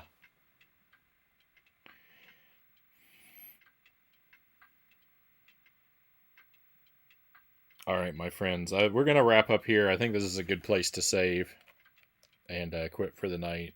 We're almost at 4 hours, which isn't a long stream, but unfortunately, we're half an hour past midnight in my part of the world. I got to get to bed so I can get up in the morning. So thank you for being here. We will definitely play this again. I'm not exactly sure. We'll play it probably on Sunday or Thursday next week. I'll let you know in the Discord when I know. This should be the last stream this week. I don't have any plans for tomorrow or Saturday. A surprise stream isn't impossible, but it's pretty unlikely. I wouldn't hold my breath for it. But we should be back next week, hopefully on Sunday. Next week, we're going to play more Dragon's Lair on the NES. We're going to start a new Winnie the Pooh game. We'll play more of this. And I really want to try to make time for either Dr. Jekyll and Mr. Hyde or Survival Kids.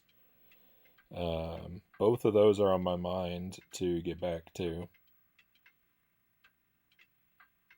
But I'll probably only have time for one.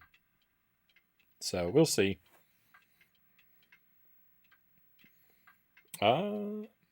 See you later. It was a fun stream. Hey, thank you, Nick. Thank you for being here.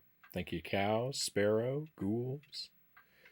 We're going to raid out. I just need a moment to see who's live and point us in their direction.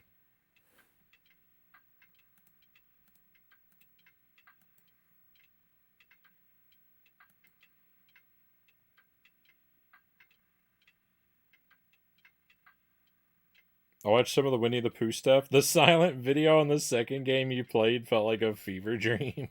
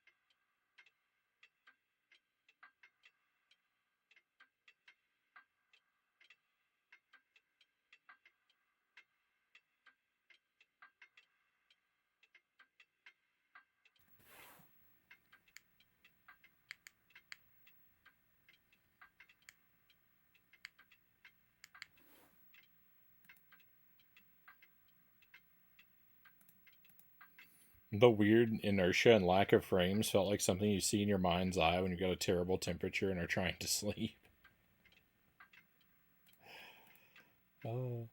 Dripping sounds. I think that's supposed to be the. I think it's supposed to be the clicking of clocks.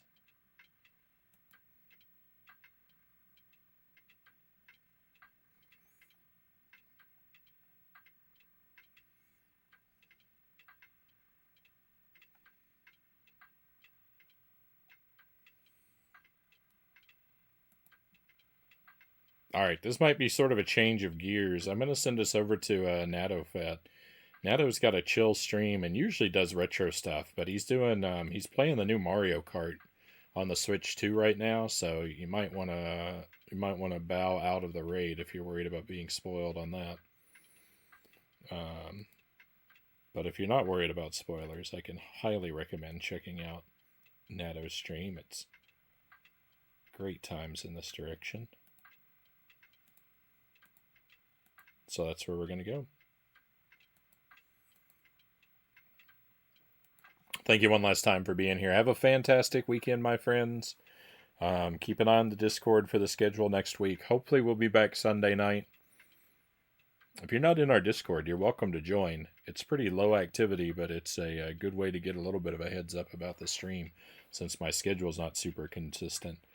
If you want an invite, just whisper me a DM, and I'll send you an invite link. But otherwise,